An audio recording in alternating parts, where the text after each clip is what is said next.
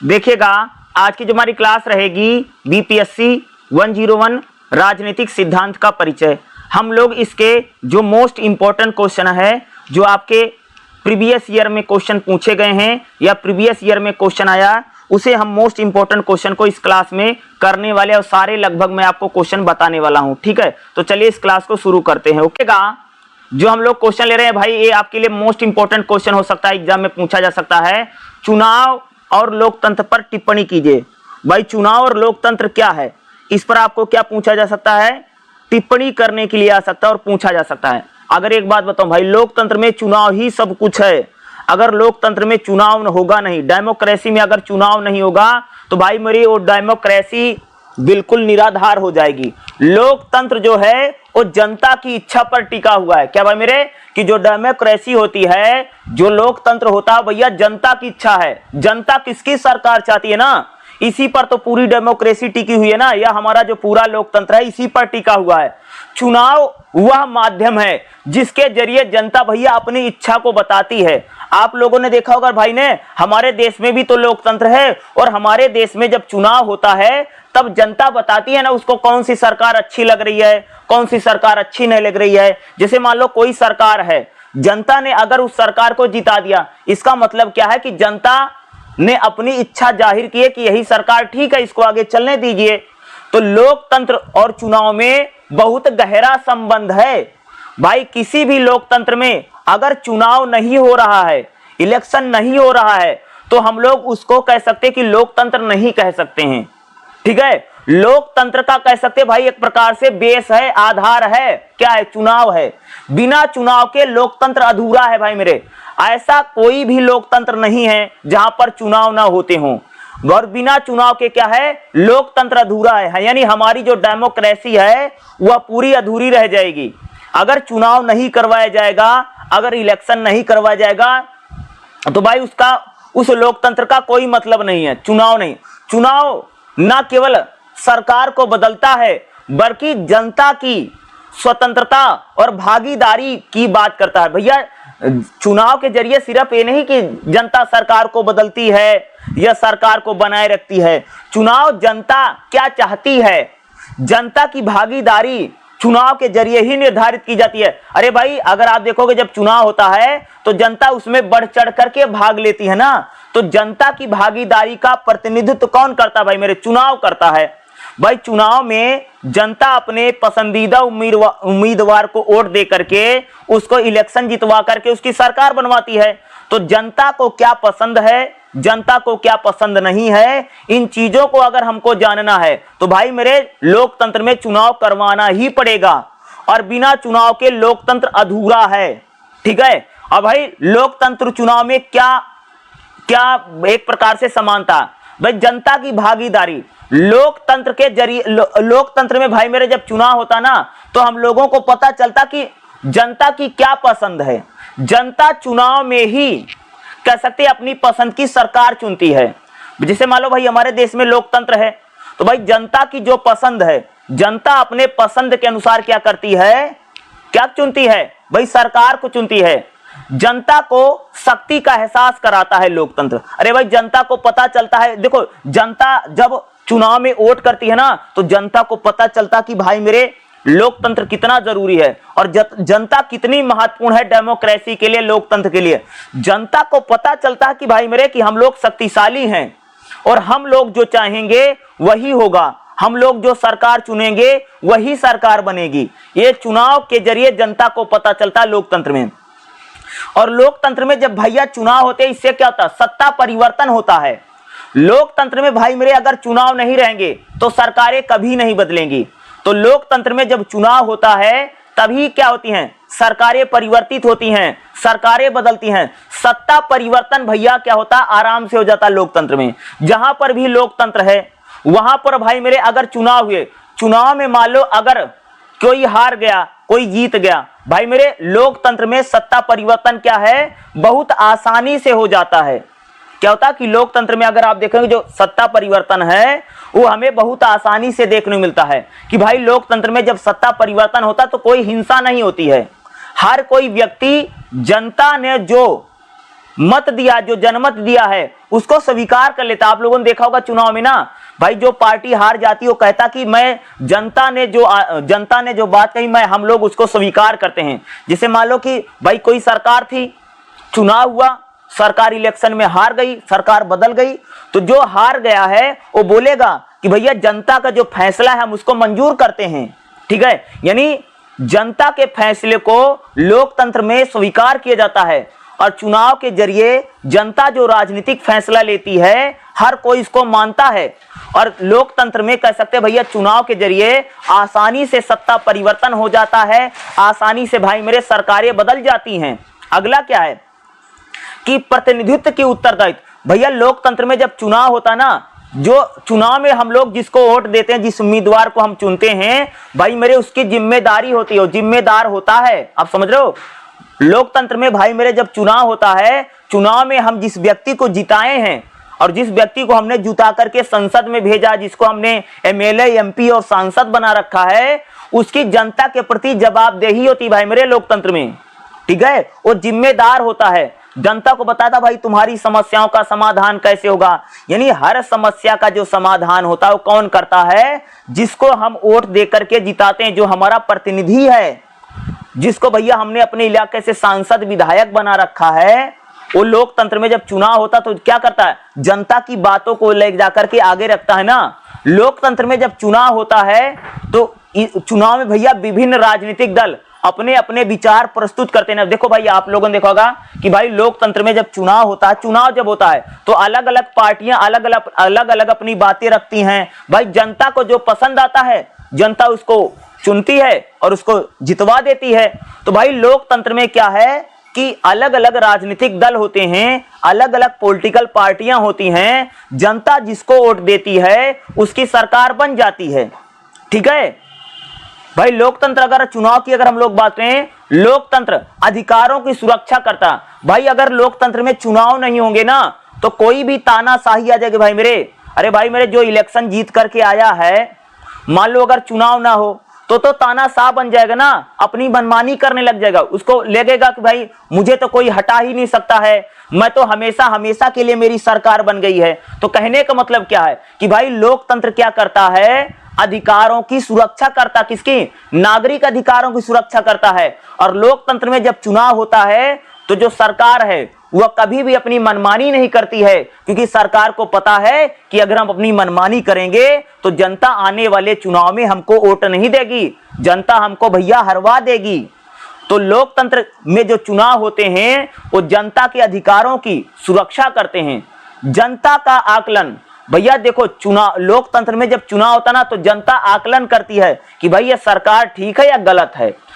अगर लोगों को लगता, अगर जनता को लगा कि भैया सरकार ठीक है तो जनता उस सरकार को जिता देगी। अगर आम लोगों को लग रहा कि भाई ये सरकार सही नहीं है, सरकार ठीक काम नहीं कर रही है, तो लोग उसे चुनाव में हरवा देंगे। यानी लोकतंत्र में चुनाव होता है तो इससे सरकारें बदलती रहती हैं। जनता के विचार को भी हम लोग इससे यानी लोकतंत्र चुनाव में जान सकते हैं। भाई लोकतंत्र में चुनाव क्या है, बहुत ही ज्यादा महत्वपूर्ण है। अगर चुनाव नहीं होगा तो भैया उसको कोई लोकतंत्र नहीं बचेगा। लोकतंत्र की एक प्रकार से कह सकते भैया आत्मा है, जान है, क्या है? चुनाव। अब चुनाव की भैया मेरे क्या क्या चुनौतियां हैं भाई मेरे। जब लोकतंत्र में चुनाव होता ना तो सबसे बड़ी समस्या, चुनाव में पैसा बहुत खर्च होता है भाई मेरे, धन और बाहुबल का प्रभाव खूब होता। आप लोगों ने देखा होगा हमारे देश में जब चुनाव होता है तो देखा होगा कि बहुत सारी जो पार्टियां होती बहुत पैसा खर्चा करती हैं, बड़ी बड़ी रैलियां होती हैं, बड़े बड़े रोड शो होते हैं। और देखा होगा कि जो लोग क्रिमिनल है उनको भी देखा होगा कि भाई मेरे टिकट दे दिया जाता। क्रिमिनलों को भी देखा होगा कि पॉलिटिकल पार्टियां भाई वो दे देती है, उनको टिकट दे देती हैं, यह भी होता है। अगर आप देखो हमारे देश में जब चुनाव होता भाई, हमारे देश में जाति के नाम पर, धर्म के नाम पर, भाई जाति और धर्म के नाम पर भाई मेरे बहुत, अगर आप देखो हमारे यहाँ पर भाई चुनाव जब होता, लोकतंत्र में चुनाव तो अच्छा है, लेकिन जब भाई मेरे चुनाव जाति के आधार पर, धर्म के आधार पर, क्षेत्र के आधार पर होता है तो इसका ये अच्छी बात नहीं है। अगर आप देखो भाई मेरे जब चुनाव होता है लोकतंत्र में तो भाई कोई जाति के नाम पर वोट मांग रहा है, कोई धर्म के नाम पर वोट मांग रहा है। सभी लोग अगर आप देखोगे तो सबकी अलग अलग विचारधारा है, सबकी अलग अलग चीजें हैं।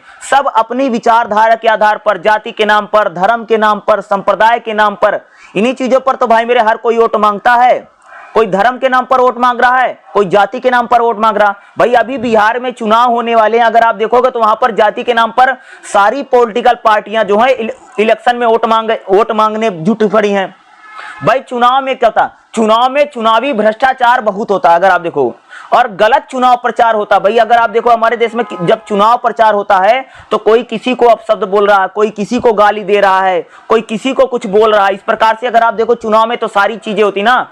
चुनाव में भ्रष्टाचार भी बहुत होता है, जनता को कई बार पैसे देकर के उनके वोट खरीदने का प्रयास किया जाता है। अगर आप देखो जिस प्रकार से चुनाव होता है उसमें दारू बढ़ती है, जिस प्रकार से उसमें पैसे बांटे जाते हैं, जिस प्रकार से उसमें चीजों को बांटा जाता है, तो क्या है ये चुनावी भ्रष्टाचार है। यानी जनता को एक प्रकार से खरीदने का प्रयास किया जाता है, तो क्या है ये भाई मेरे चुनावी भ्रष्टाचार है। और एक चीज देखा होगा कि भाई हमारे देश में जब चुनाव होता है तो हमारे देश में भैया वोट लोग बहुत कम देते हैं। तो चुनाव में अगर आप देखो भारत में जब चुनाव होता है तो मतदान प्रतिशत बहुत कम रहता है। अगर आप देखोगे भाई मेरे अपने यहाँ जब चुनाव होता है तो आप देखोगे तो हमारे यहाँ पर भाई मेरे चुनाव में वोट लोग बहुत कम डालते हैं। अगर आप देखो मान लो अगर 100% वोट डालने वाले लोग है ना तो उसमें 60-65% लोग वोट डालते हैं, यानी 30 से 35% जो है वो लोग वोट ही नहीं करते हैं। और इस वजह से क्या होता है कि भाई गलत उम्मीदवार चुन जाता है और आगे जाकर के वो काम नहीं करता है और जनता को तमाम समस्याओं का सामना करना पड़ता है। समझ रहे हो? तो मुझे लगता है कि लोकतंत्र और चुनाव ये आपको एग्जाम में टिप्पणी करने के लिए आपके एग्जाम में 10 नंबर का आ सकता है। और मुझे लगता है एक मोस्ट इंपोर्टेंट क्वेश्चन है। जो मोस्ट इंपोर्टेंट क्वेश्चन है हम लोग इस क्लास में उन्हीं मोस्ट इंपोर्टेंट क्वेश्चन को करेंगे जो आपके एग्जाम में आ सकता है या भाई मेरे पूछा जा सकता है। देखिएगा अगला जो हम लोग क्वेश्चन करेंगे भाई मेरे चैप्टर नंबर 8 का देखिएगा। तो चैप्टर नंबर 8 में अगर आप देखेंगे तो 8.4 में क्या है, लोकतंत्र के सिद्धांत। तो भाई लोकतंत्र के कौन कौन से सिद्धांत है इसकी हम लोग बात करेंगे। ठीक है, सबसे पहले भाई मेरे शास्त्रीय लोकतंत्र क्या होता है। अगर मैं शास्त्रीय लोकतंत्र का मतलब भाई सबसे पुराना लोकतंत्र, उसी को बोलते भाई मेरे शास्त्रीय लोकतंत्र। तो देखिएगा यह लोकतंत्र सबसे प्राचीन लोकतंत्र है। शास्त्रीय लोकतंत्र को हम लोग क्या बोलते हैं भाई मेरे, सबसे प्राचीन लोकतंत्र है, यानी सबसे पुराना लोकतंत्र है। जो प्राचीन यानी ग्रीस में प्रचलित था, यानी जो शास्त्रीय लोकतंत्र कहां पर चलता था, ग्रीक और यूनान में जो लोकतंत्र था उसी को हम लोग बोलते हैं भाई मेरे शास्त्रीय लोकतंत्र। इसमें प्रत्यक्ष लोकतंत्र होता था, यानी शास्त्रीय लोकतंत्र में अगर आप देखोगे तो कैसा लोकतंत्र है, प्रत्यक्ष लोकतंत्र है, यानी जिसमें सभी नागरिक सीधे शासन में भाग लेते थे। जो शास्त्रीय लोकतंत्र होता था जिसमें सभी नागरिक कह सकते हो कि शासन में भाग लेते थे, क्योंकि छोटा देश होता था, छोटी पॉपुलेशन होती थी, तो भाई सब व्यक्ति उसमें आसानी से भाग लेता था। अगर मैं शास्त्रीय लोकतंत्र की बात करूं, शास्त्रीय लोकतंत्र में क्या भाग होता था भाई मेरे, सीधी भागीदारी। शास्त्रीय लोकतंत्र में जनता की क्या है, सीधी भागीदारी होती है, जनता शासन में सीधे भाग लेती थी। दूसरा क्या, शास्त्रीय लोकतंत्र में क्या था भाई, नागरिकों में समानता होती थी। शास्त्रीय लोकतंत्र में अगर आप देखोगे तो सभी नागरिकों को बराबर समझा जाता था, किसी के साथ भाई मेरे किसी प्रकार का भेदभाव इस प्रकार की चीजें नहीं की जाती थी। अगर हम लोग बात करें भाई मेरे जो शास्त्रीय लोकतंत्र, नागरिकों को सभी बराबर माना जाता था। व्यक्तिगत स्वतंत्रता होती थी भाई मेरे शास्त्रीय लोकतंत्र में। शास्त्रीय लोकतंत्र की क्या पहचान है भाई मेरे, कि शास्त्रीय लोकतंत्र में जो व्यक्ति होता था उसको स्वतंत्रता होती थी, व्यक्तिगत स्वतंत्रता थी।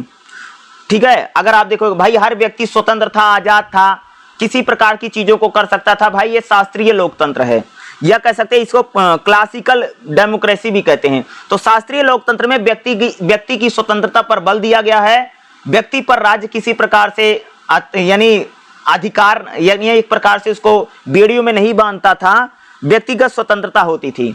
अगर मैं शास्त्रीय लोकतंत्र की बात करूं तो शास्त्रीय लोकतंत्र जनता को राजनीतिक शिक्षा देता है, यानी जो शास्त्रीय लोकतंत्र है जनता को भाई एक प्रकार से क्या करता है, राजनीतिक शिक्षा देने का काम कौन करता था, शास्त्रीय लोकतंत्र करता था। तो शास्त्रीय लोकतंत्र भाई मेरा सबसे पुराना लोकतंत्र है, कह सकते हो कि जो शास्त्रीय लोकतंत्र की खासियत क्या है कि यह प्राचीन ग्रीस में होता था और सबसे पुराना लोकतंत्र है, जिसमें जनता की सीधी भागीदारी है, नागरिकों को समानता है, स्वतंत्रता है, राजनीतिक शिक्षा का महत्व है, भाई मेरे शास्त्रीय लोकतंत्र है। अगला होता भाई मेरे कुलीनवादी लोकतंत्र। कुलीनवादी लोकतंत्र क्या है, इस लोकतंत्र में कह सकते हैं कि सत्ता कुछ खास लोगों में होती है, यानी कुलीनवादी जो लोकतंत्र है ना, जो सत्ता है यानी जो सरकार है कुछ खास लोगों में होती है, यानी जो अमीर लोग हैं, जो अभिजात लोग हैं, वही लोग सत्ता और सरकार को चलाते, उसको हम बोलते हैं भाई मेरे कुलीनवादी लोकतंत्र। कुलीनवादी जो लोकतंत्र है उसमें जो सरकार है, इस लोकतंत्र में जो सरकार है वह कुछ लोगों के हाथ में ही सरकार होती है। आम जनता केवल वोट डालती है, असली निर्णय अमीर लोग लेते हैं, उसको बोलते हैं भाई कुलीनवादी लोकतंत्र।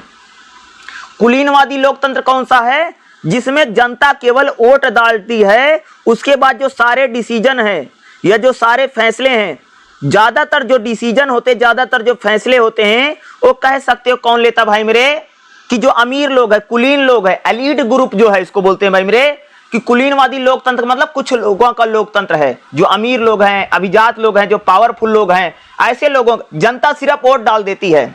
यहाँ पर जनता को फिर नहीं पता क्या हो रहा क्या नहीं हो रहा। जो अमीर आदमी है, जो पैसे वाले लोग हैं, वही लोग सरकार को चला रहे हैं। कुलीनवादी लोकतंत्र है, इसको बोलते हैं।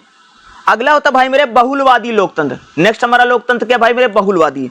बहुलवादी लोकतंत्र क्या होता है? बहुलवादी लोकतंत्र का मतलब होता है कि समाज में अनेक समूह हैं, जैसे मजदूर हैं, व्यापारी हैं, जातियां हैं, ये समूह राजनीतिक निर्णय को प्रभावित करते हैं। बहुलवादी लोकतंत्र का मतलब होता है कि समाज में जितने समुदाय हैं वो समुदाय राजनीतिक प्रक्रिया को जो प्रभावित करते हैं, तब हम लोग उसको क्या बोलते हैं भाई मेरे? बहुलवादी लोकतंत्र।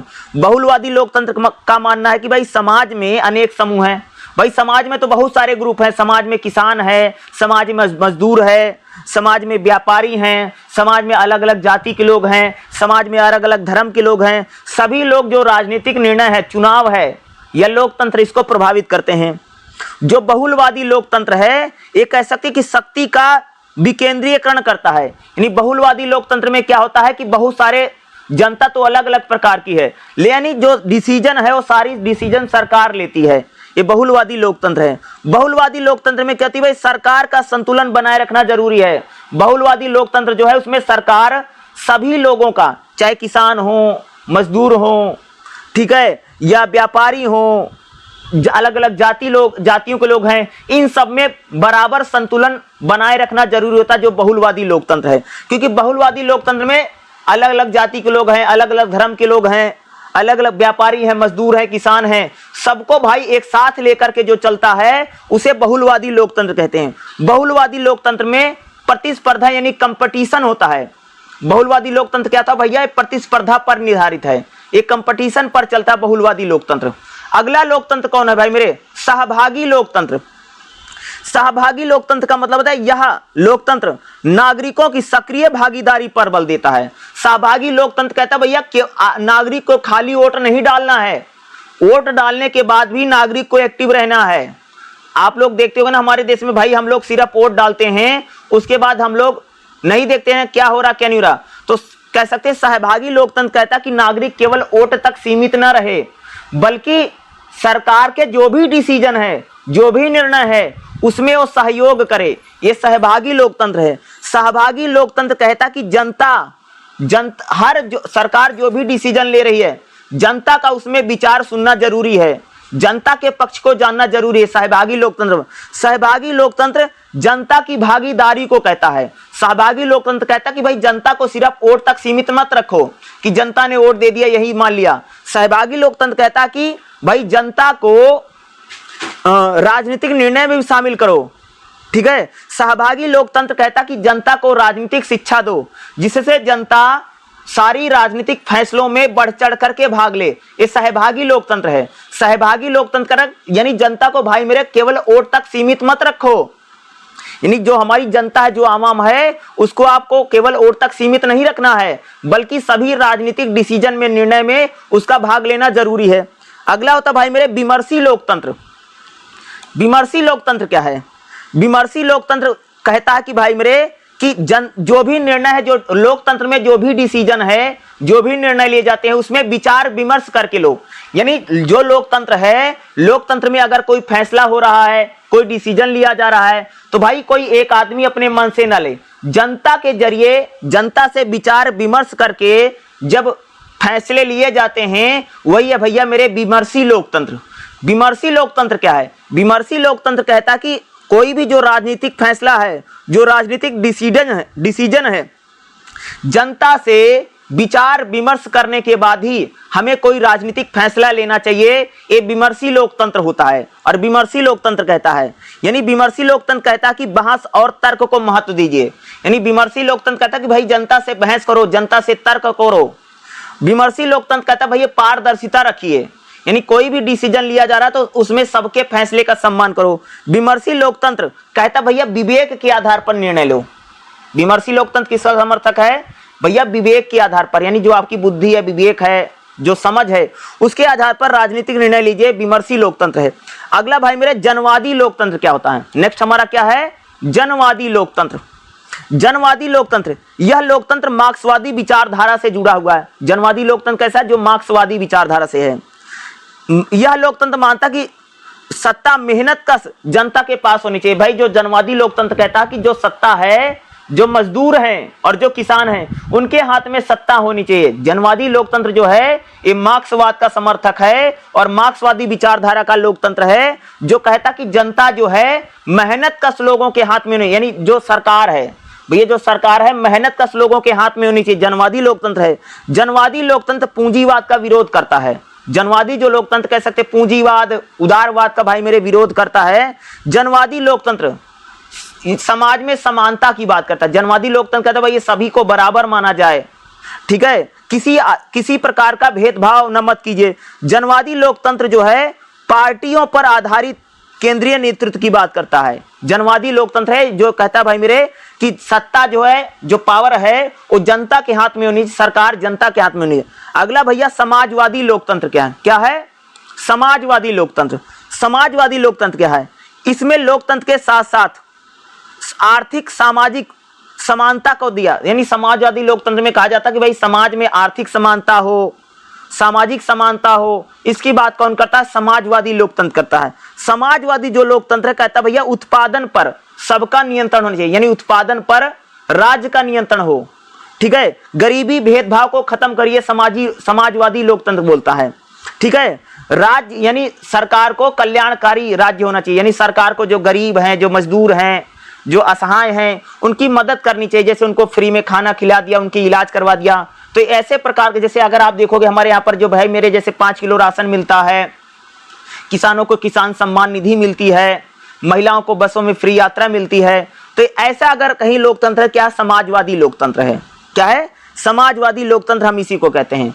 अगला भाई विश्ववादी लोकतंत्र क्या है? जो पूरी दुनिया में एक लोकतंत्र बनाने की बात करता है, उसको हम बोलते हैं क्या? विश्ववादी लोकतंत्र। अगला भैया ई लोकतंत्र। ई लोकतंत्र का मतलब होता है कि जो लोकतंत्र कहता है कि इंटरनेट के जरिए लोकतांत्रिक प्रक्रिया को चलाना चाहिए, या जनता को डिसीजन जो फैसले हैं उसको इंटरनेट के जरिए हम लोग जान करके जनता के हर डिसीजन को शामिल कीजिए। जनता वोट तो दे देती है, लेकिन जनता के जो डिसीजन है वो भी आने चाहिए, जनता हर फैसले में भाग ले। इसके लिए जनता को इलेक्ट्रॉनिक यानी कह सकते जो इंटरनेट का प्रयोग करके जनता को राजनीतिक फैसलों में शामिल कीजिए, उसको भाई हम लोग क्या बोलते हैं? ई लोकतंत्र आ जाता है। तो लोकतंत्र के सिद्धांत काफी इंपॉर्टेंट है, और जब एग्जाम में पूछेगा लोकतंत्र के सिद्धांत बताइए, तो आपको जो मैं बता रहा हूं ना, आपको सारे बताने पड़ेंगे भाई मेरे। ऐसा नहीं आपने एक बता दिया और छोड़ दिया, आपको इस 8-9 लोकतंत्र के सिद्धांत है, आपको सारे बताने हैं, ठीक है। देखिएगा अगला जो हमारा चैप्टर रहेगा भाई मेरे, क्या रहेगा? चैप्टर नंबर 9 क्या रहेगा? लोकतंत्र, प्रतिनिधित्व और उत्तरदायित्व। तो इसमें हम लोग बात करेंगे भाई लोकतंत्र में प्रतिनिधित्व क्या है, ठीक है। भाई लोकतंत्र में प्रतिनिधित्व का मतलब भाई कि लोकतंत्र में सबको मौका मिले, ठीक है। अब जैसे अगर मैं एग्जांपल देकर के आप सबको बताऊं, जैसे भाई मेरे हमारे देश में अलग अलग जाति के लोग हैं, अलग अलग धर्म के लोग हैं, अलग अलग लोग हैं ना, तो भाई डेमोक्रेसी में सबको मौका मिले, इसको बोलते भाई लोकतंत्र में प्रतिनिधित्व, ठीक है। सबसे पहले अगर बात करूं, मैं थोड़ा सा आपको लोकतंत्र के बारे में बता दूं। लोकतंत्र क्या है? लोकतंत्र एक ऐसी व्यवस्था है जिसमें सत्ता का अंतिम निर्णय जनता के हाथों से होता है। यानी लोकतंत्र सिंपल तौर से कह सकते हैं भाई लोकतंत्र वह है जहां पर जनता जो है वोट डाल करके सरकार को चुनती है, उसी को भाई हम लोग बोलते हैं भाई मेरे लोकतंत्र। लोकतंत्र क्या है? जिसमें जनता सरकार को चुनती है और सरकार जनता के लिए काम करती है, और जनता सरकार को वोट डाल करके बदल भी सकती है। ये लोकतंत्र है। लोकतंत्र क्या है भाई? लोकतंत्र में भाई मेरे नियमित चुनाव होते हैं। लोकतंत्र वहां है, लोकतंत्र उसको बोलते हैं कि जहां पर चुनाव होते हैं, जहां पर जनता वोट डाल करके सरकार को चुनती है, उसको हम लोग लोकतंत्र बोलते हैं। और बहुमत के आधार पर जहां शासन होता है वो लोकतंत्र है। लोकतंत्र में नागरिकों को स्वतंत्रता होती है, समानता होती है, अधिकार होता है। लोकतंत्र में कानून का शासन होता है। और लोकतंत्र में अगर आप देखोगे तो हम लोगों को उत्तरदायी सरकारें, यानी कहते हैं भाई रिस्पॉन्सिबल गवर्नमेंट देखने को मिलती है। ये लोकतंत्र होता है। अब हम बात करें भाई मेरे जो मोस्ट इंपॉर्टेंट आपको एग्जाम में आ सकता है, लोकतंत्र में प्रतिनिधित्व क्या है। अब थोड़ा सा हम प्रतिनिधित्व की बात करें। प्रतिनिधित्व का मतलब होता है भाई मेरे जनता अपने स्थान पर किसी व्यक्ति या प्रतिनिधि को चुन करके जब सत्ता सौंपती है तो उसको प्रतिनिधित्व बोला जाता है। जैसे अगर आप देखो भाई मेरे कि लोकतंत्र में जनता तो शासन करती ही नहीं है ना, कि जनता जाकर के शासन करे, तो जनता जो है अपने प्रतिनिधि को चुनती है। क्या भाई हम लोग देखो, एक बात बताओ भाई मेरे, जब वोट देखो, जब इलेक्शन होता है, जैसे मान लो एमएलए का चुनाव हो रहा है, एमपी का चुनाव हो रहा है, तो भाई मेरे एमपी एमएलए हमारा क्या होता है? प्रतिनिधि होता है। उसी प्रतिनिधि को तो हम चुनते हैं जो आगे जाकर के भैया सरकार चलाता है। आप लोगों ने देखा होगा कि 2024 में मई और अप्रैल मई के महीने में लोकसभा के चुनाव हुए, अभी पिछले साल, ठीक है। और पिछले साल जब चुनाव हुए तो भैया पूरे देश के लोगों ने अपने अपने प्रतिनिधियों को चुना ना। वही प्रतिनिधि जो होता है वही आगे जाकर के क्या करता है? जनता का प्रतिनिधित्व करता है। अगर आप देखोगे, जैसे भाई मान लो कि आप जिस इलाके से आते हैं, जैसे मान लो आप किसी इलाके से आते हैं, ठीक है, जैसे मान लो कि मेरा जो इलाका है वो हमारे रोहतक इलाका है, ठीक है। मान लो रोहतक एक इलाका, एक जगह है, वहां पर मान लो जनता जो है चुनाव जब होगा तो अपना एक प्रतिनिधि चुनेगी, जिसको नुमाइंदा भी कई बार हम भाषा में बोलते हैं, भाई हमारा प्रतिनिधि है या हमारा नुमाइंदगी करता है, तो उसी को बोलते हैं भाई मेरे प्रतिनिधित्व। कि लोकतंत्र में जनता तो स्वयं तो शासन करती नहीं है, जनता अपने प्रतिनिधियों को चुनती है और वो प्रतिनिधि जाकर के जनता का प्रतिनिधित्व करता है। इसलिए लोकतंत्र में हम बोलते हैं भाई मेरे प्रतिनिधित्व।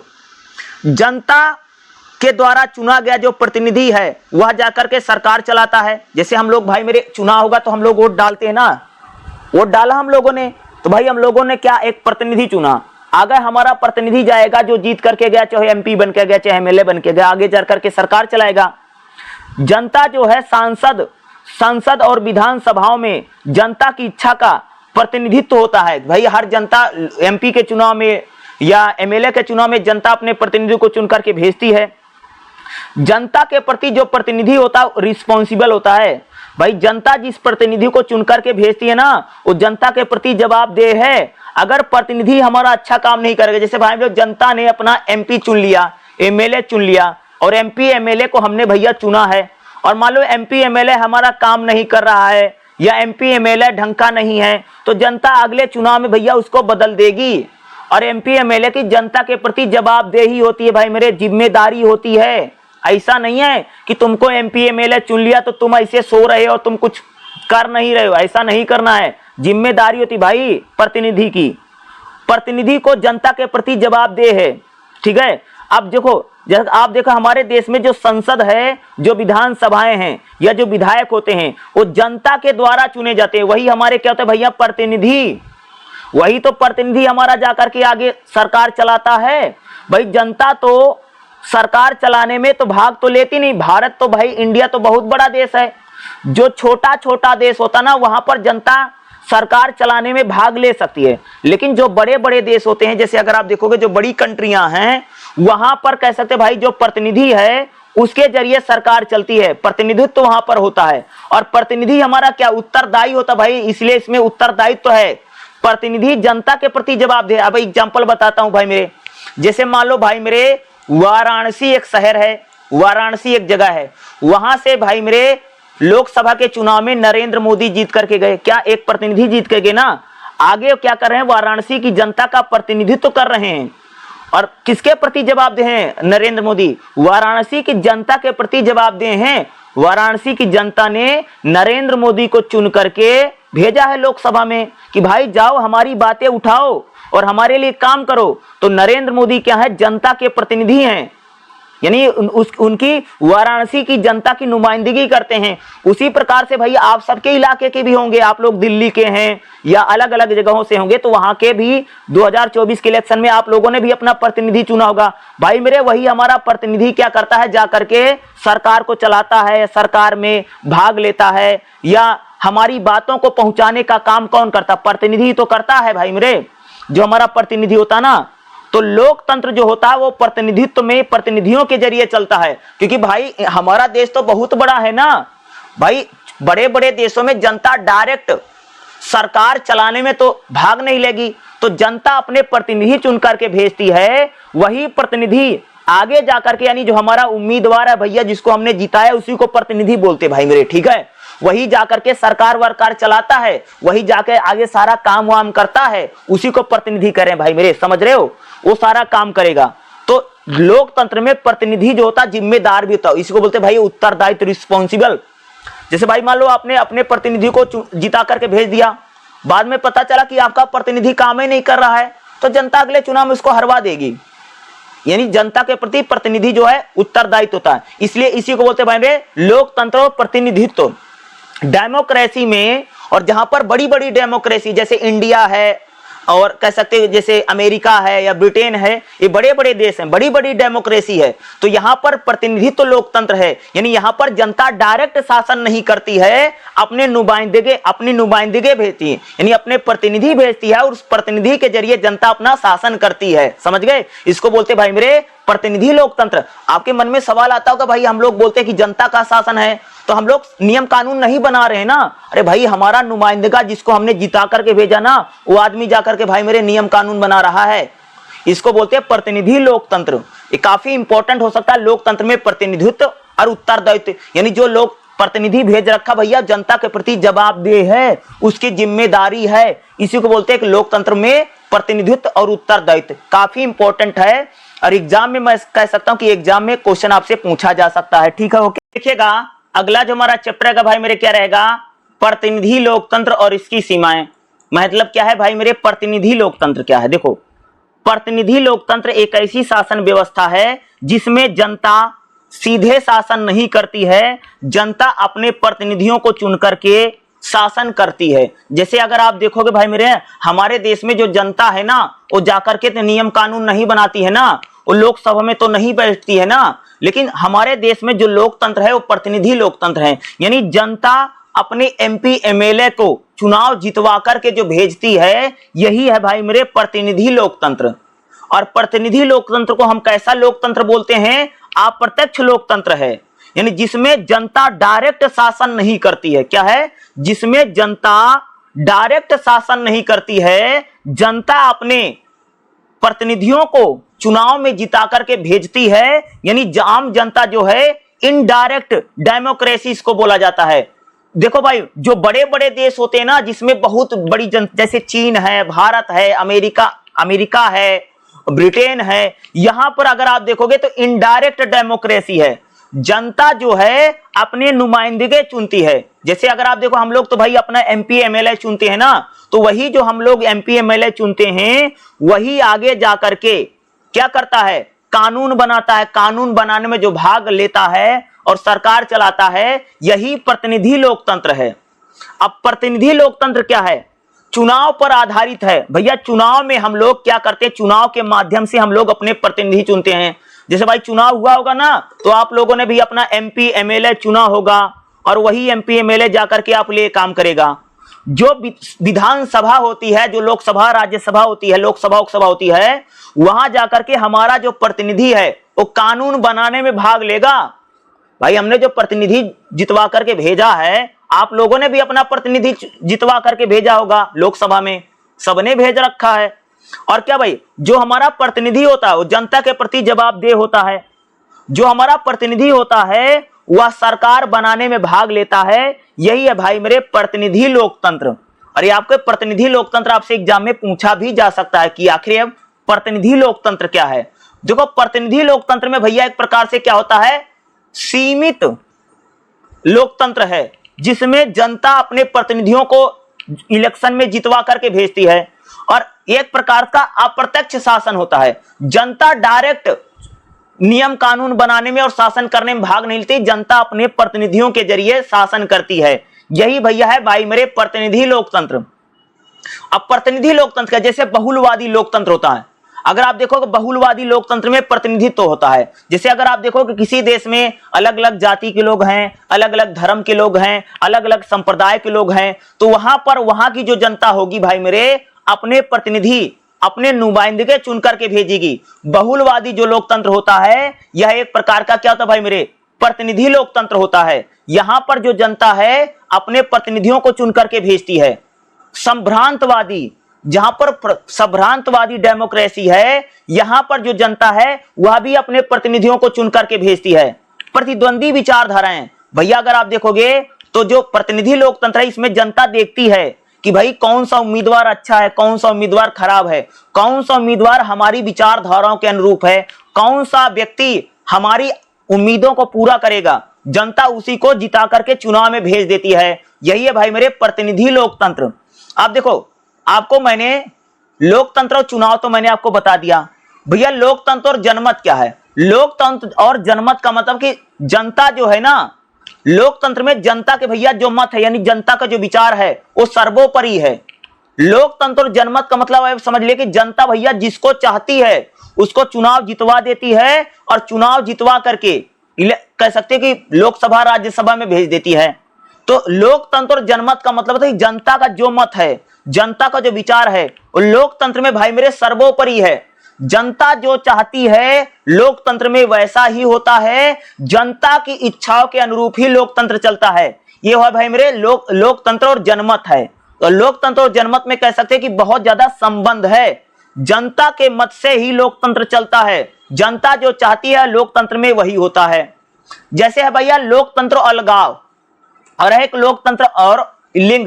भैया अगर लिंग का मतलब आप लोग समझ रहे हो कि भाई लोकतंत्र में हम जो महिलाओं की भागीदारी की बात करते हैं, लोकतंत्र में महिलाएं भी भाग लेनी चाहिए। लोकतंत्र में जब इलेक्शन में महिलाएं भाग लें, चुनाव में महिलाएं भाग लें या किसी इलेक्शन में महिलाओं के मुद्दे पर जब चुनाव लड़ा जाता है तो इसको बोलते हैं भाई लोकतंत्र और चुनाव। यानी जब डेमोक्रेसी या आप लोग कह सकते हैं कि जब लोकतंत्र में महिलाओं को लेकर के जब बात की जाती है तब हम लोग इसको बोलते हैं भैया लिंग और लोकतंत्र बोला जाता है। और लोकतंत्र में जब इंटरनेट का प्रयोग किया जाता है, आज देखो भाई लोकतंत्र में कितना जनता इंटरनेट के जरिए अपनी बातों को रखती है। आज देखो भैया अगर किसी आदमी को अगर अपनी कोई बात कहनी है तो डायरेक्ट इंटरनेट के जरिए फेसबुक पर जाकर के, व्हाट्सएप पर जाकर के, कहीं पर भी जाकर के अपनी बात को कह सकता है, अपनी बात को रख सकता है। यही भाई यही इसका मतलब क्या है भाई लोकतंत्र इंटरनेट होता है। यानी लोकतंत्र में इंटरनेट का खूब प्रयोग किया जा रहा है। यानी जनता इंटरनेट के माध्यम से प्रयोग करके अपनी बातों को जनता रखती है, अपनी बातों को जनता क्या करती है बताती है, उसका क्या मत है, उसका क्या विचार है। जनता कह सकते कि इंटरनेट के जरिए फेसबुक हो, इंस्टाग्राम हो या कह सकते हैं भाई मेरे यूट्यूब हो, जनता इस पर लोकतंत्र के बारे में अपने विचार और अपनी बातों को रखती है। इसको बोलते भाई लोकतंत्र इंटरनेट बोला जाता है। खास तौर से जो मैं आपको बता रहा हूं 10वें चैप्टर से ना, ये आपको मुझे लगता है कि 10 मार्क्स में भाई मेरे 10 नंबर में इस टाइप के क्वेश्चन आपके एग्जाम में आ सकते हैं।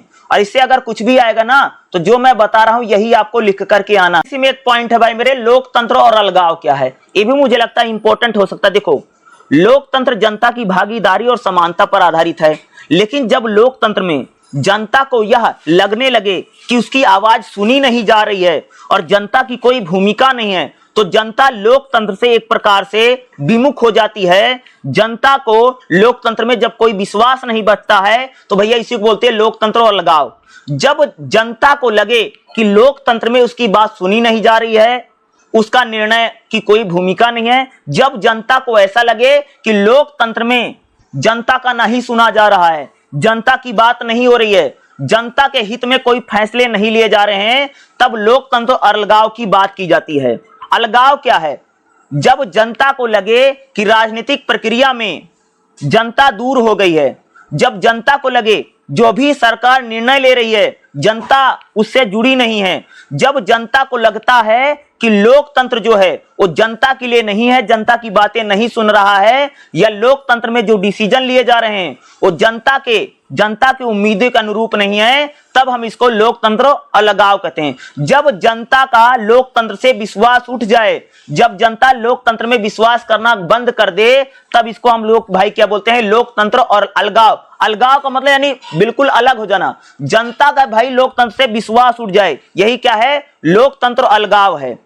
जनता की जब भागीदारी कम हो जाती है तो लोकतंत्र अलगाव है। जब जनता की बातों को या जनता के मुद्दों को लोकतंत्र में नहीं सुना जाता है, तब यह लोकतंत्र अलगाव को बताता है। जब जनता यानी जब शासन में जनता की बातें नहीं आती हैं और जनता की भागीदारी नहीं होती है, तब यह लोकतंत्र अलगाव है। जब जनता को लगे कि लोकतंत्र उसके लिए किसी काम का नहीं है, लोकतंत्र में जनता की बातें नहीं सुनी जा रही हैं, लोकतंत्र जो है जनता के लिए काम नहीं कर रहा है, ये लोकतंत्र अलगाव को बताता है। ये भी थोड़ा इंपॉर्टेंट हो सकता है और आपके एग्जाम में ये भी क्वेश्चन मुझे लगता है कि भाई मेरे पूछे जा सकते हैं। जो मैं बता रहा हूं, इन सारे क्वेश्चनों को करके जरूर जाना है, ठीक है।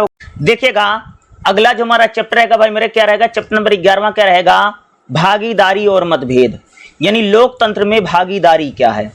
भागीदारी का मतलब भैया एक प्रकार से जनता जब लोकतंत्र में पार्टिसिपेट करती है, उसी को बोलते भाई मेरे भागीदारी।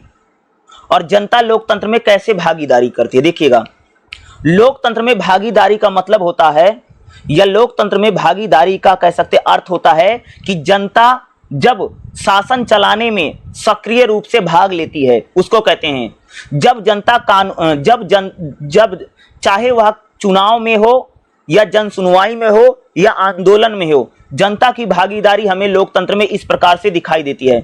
जनता चुनाव में मतदान करके अपनी भागीदारी को दिखाती है। यानी भागीदारी कैसे दिखाती है भैया मेरे, जनता चुनाव में जब जनता वोट डालती है तब उसको हम भाई भागीदारी बोलते हैं। यानी चुनाव में जनता जो है अपने पसंदीदा उम्मीदवार को वोट करके या अपने प्रतिनिधियों को चुन करके जनता अपनी भागीदारी को दिखाती है। यानी पहली भागीदारी हम लोग कैसे देखते हैं कि जनता जब वोट करके यानी मत डाल करके जनता जब चुनाव में किसी को जितवाती है और अपने प्रतिनिधि भेजती है, तो भैया चुनाव के जरिए जनता अपनी भागीदारी करती है। दूसरा, आंदोलनों में भाई मेरे जब जनता आंदोलन करती है, जब जनता अपने मुद्दों को लेकर के प्रदर्शन करती है, जब जनता अपनी आवाज उठाती है, तब जनता आंदोलन के जरिए कह सकते हैं लोकतंत्र में अपनी भागीदारी करती है। यानी आंदोलन देखोगे ना, कई बार सड़क जाम कर देगा, चक्का जाम कर देगा, ठीक है, भूख हड़ताल कर देंगे, तो जनता इस प्रकार से भाई मेरे आंदोलन करके भी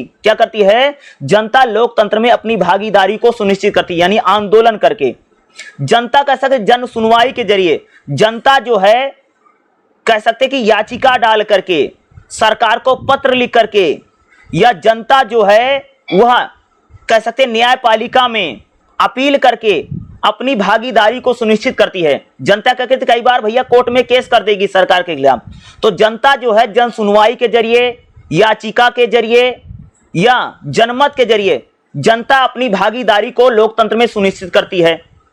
जनता स्थानीय निकाय के जरिए अपनी भागीदारी को जनता ग्राम सभा, ग्राम पंचायत, नगर पालिका या नगर निगम में जनता जो है ग्राम सभा हो, ग्राम पंचायत हो, नगर पालिका हो, इनमें भाग लेकर के अपनी भागीदारी को सुनिश्चित करती है।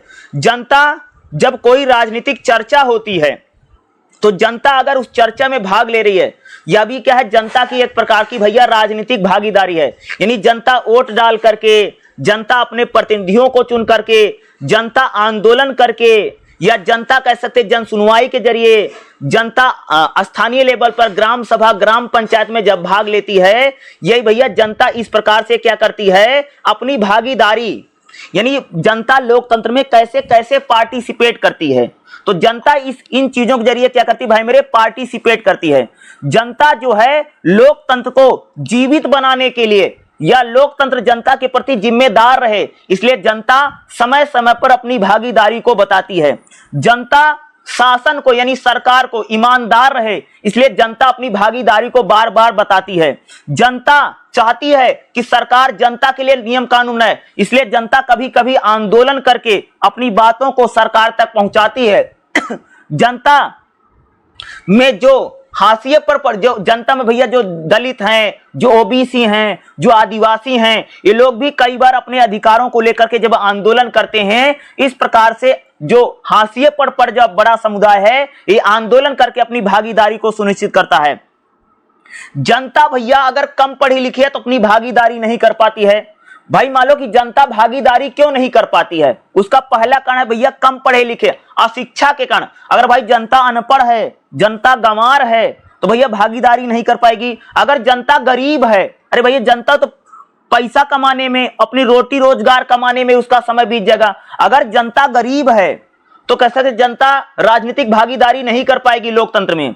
जनता भैया अगर भ्रष्टाचार है, अगर भ्रष्टाचार हर जगह फैले हो, तब भी जनता अपनी राजनीतिक भागीदारी नहीं कर पाएगी। जनता कह सकते अपनी राजनीतिक भागीदारी कब नहीं कर पाएगी, जब जनता को कोई और दूसरी पार्टी नहीं है। जैसे मान लो इलेक्शन हो रहा भाई मेरे, और मान लो इलेक्शन में भैया एक ही पार्टी है, तो क्या भागीदारी करेगी जनता? अरे सोचेगी भैया वोट करो मत करो यही जीतेगा।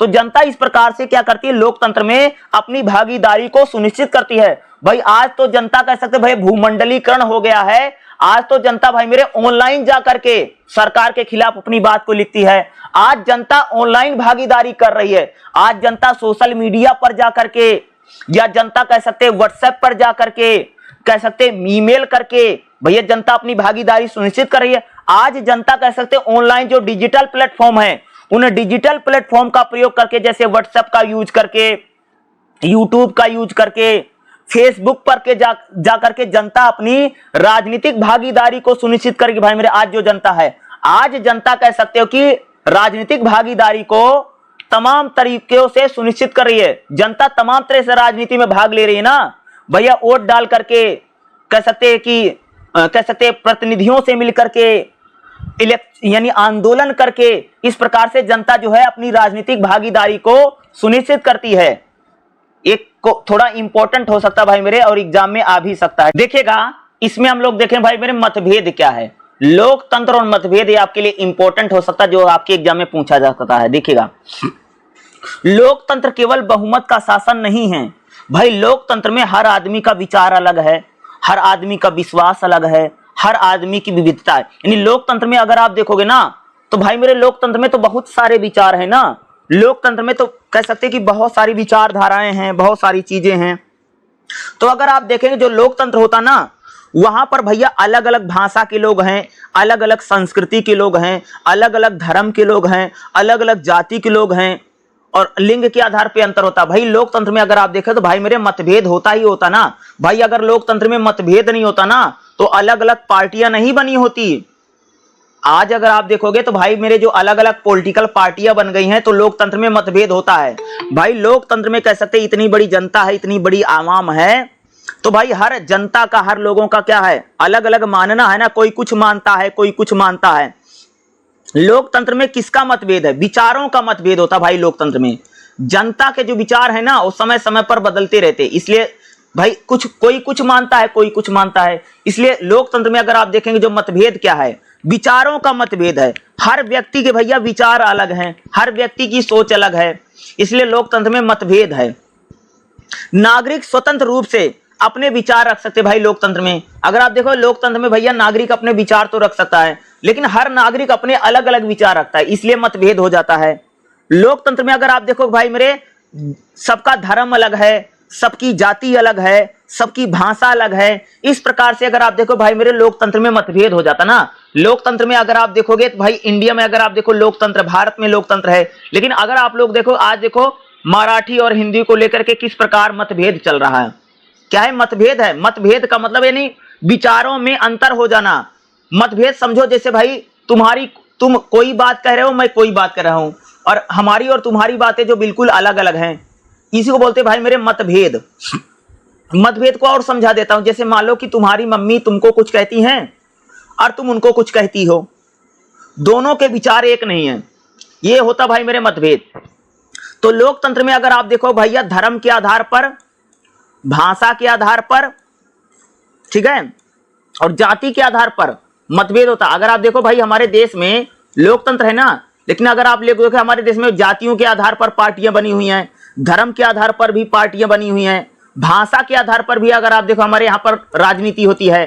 तो भाई ये क्या है, लोकतंत्र में मतभेद होता ना, विरोधों का अधिकार। अगर आप देखोगे तो लोकतंत्र में भाई हर कोई अपनी अपनी बात को कहता है, अपनी अपनी बात को रखता है, सब जो है एक, सबकी एक बात नहीं है, सबके एक जैसे विचार नहीं है। यानी लोकतंत्र में हमें क्या दिखाई देता भाई मेरे, मतभेद देखने को मिलता है। और यही लोकतंत्र की सबसे बड़ी खूबसूरती है कि लोकतंत्र में अलग अलग विचारों का भाई सम्मान होता है। लोकतंत्र में अगर मतभेद नहीं रहेगा ना तो तानाशाही हो जाएगी भाई मेरे। लोकतंत्र को जीवंत और बहुवादी बनाता भाई मेरे मतभेद। मतभेद सभी वर्गों की आवाजों को, जब भाई लोकतंत्र में जब मतभेद होता ना तो होता है कि इससे पता चलता कि लोकतंत्र में जितने समाज के लोग हैं सभी की बातें लोकतंत्र में सुनी जा रही हैं। लोकतंत्र में जो मतभेद है ये संतुलन को बनाए रखता है। ये नहीं कि भाई किसी की बात सुनी जा रही, किसी की बात सुनी। मतभेद का मतलब होता है, अगर आप देखोगे भाई लोकतंत्र में सबकी अलग अलग बात है, सबकी अलग अलग विचारधारा है, सबकी अलग अलग सोच है, ठीक है। लोकतंत्र में देखोगे भाई किसान अपनी बात कर रहे हैं, जवान अपनी बात कर रहे हैं, मजदूर अपनी बात कर रहा है, ठीक है। तो इसका मतलब क्या है भाई, सबके अलग अलग विचार है ना। इसी को हम लोग कह रहे हैं भाई मेरे लोकतंत्र और मतभेद कहा जा रहा है कि लोकतंत्र में इस प्रकार का मतभेद हम लोगों को देखने को मिलता है। तो लोकतंत्र और मतभेद भी इंपॉर्टेंट हो सकता है, और मुझे लगता है अगर ये आएगा तो खास तौर से 10 नंबर में ही आएगा। देखिएगा अगला जो हमारा चैप्टर रहेगा भाई मेरे, चैप्टर नंबर 12वां क्या रहेगा, लोकतंत्र और नागरिकता। इसमें हम लोग बात करें भाई लोकतंत्र क्या है। देखो अगर मैं लोकतंत्र की बात करूं भाई, लोकतंत्र दो प्रकार का हो। एक तो भैया प्रत्यक्ष लोकतंत्र, जनता जिसमें डायरेक्ट शासन कर रही हो, प्रत्यक्ष लोकतंत्र है। जैसे अगर आप लोग देखोगे ना, छोटा मोटा जो देश होता है ना, जहां पर कम जनसंख्या है, वह जनता वोट डालती है और जनता नियम कानूनों को बनाने में भाग ले रही है, इसको बोलते हैं भाई मेरे प्रत्यक्ष लोकतंत्र। और एक होता भाई मेरे प्रतिनिधि लोकतंत्र, जिसमें जनता अपने उम्मीदवार को चुनती है और वही उम्मीदवार आगे जाकर के सरकार बनाता है और सरकार में अपनी भूमिका निभाता है। ये होता भाई मेरे प्रतिनिधि लोकतंत्र। तो मुख्यतः दो ही प्रकार का लोकतंत्र था। प्रत्यक्ष यानी जिसमें प्रत्यक्ष लोकतंत्र मतलब जिसमें जनता जो है यानी आम लोग, जो आवाम है, वो डायरेक्ट शासन करती है। जैसे छोटा मोटा पहले देश होते थे ना, जैसे छोटी छोटी, पहले तो जनसंख्या बहुत कम होती थी तो जनता वोट भी डालती थी और जनता नियम कानून बनाने में भाग भी लेती। जैसे मैं छोटा सा देश है, जैसे मैं एक बात करो भाई, जैसे छोटा देश है तो भाई सबसे आप राय ले सकते हैं ना कि भाई ये कानून बने कि ना बने। लेकिन मान लो अगर बड़ा देश होगा तो भाई अगर सबके विचारों को अगर आप जानने लग जाओगे, जनता की बात सुनने लग जाओगे तो भाई बहुत समय लग जाएगा, कानून ही नहीं बन पाएगा। तो प्रत्यक्ष लोकतंत्र भाई मेरे छोटे देशों के लिए उपयोगी रहा है। लेकिन जो बड़े देश हैं, जैसे भारत बड़ा देश है, चीन बड़ा देश है, अमेरिका बड़ा देश है, तो यहां पर प्रतिनिधि लोकतंत्र होता है। अब हम एक मोस्ट इंपॉर्टेंट क्वेश्चन हम लोग पढ़ेंगे, प्रतिक्रियात्मक लोकतंत्र क्या होता है और वास्तविक लोकतंत्र क्या होता है। ये दो क्वेश्चन हम इसको पढ़ने जा रहे हैं। सबसे पहले हम लोग देखेंगे भाई मेरे प्रतिक्रियात्मक लोकतंत्र क्या है।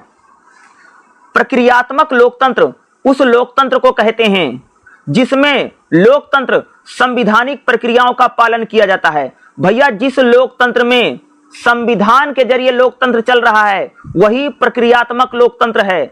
जिस लोकतंत्र में चुनाव होते हैं, बहुमत होता है और बहुमत के आधार पर सरकार बनती है, जिसमें प्रतिनिधि चुने जाते हैं, उसको प्रक्रियात्मक, यानी प्रक्रियात्मक मतलब जिस लोकतंत्र में प्रोसेस है, प्रक्रिया के जरिए कोई काम होता है, वही है प्रक्रियात्मक लोकतंत्र। जिस लोकतंत्र में संविधानिक नियमों को माना जाता है या संविधानिक नियमों के अनुसार काम होते हैं, उसको बोलते भाई मेरे प्रक्रियात्मक लोकतंत्र।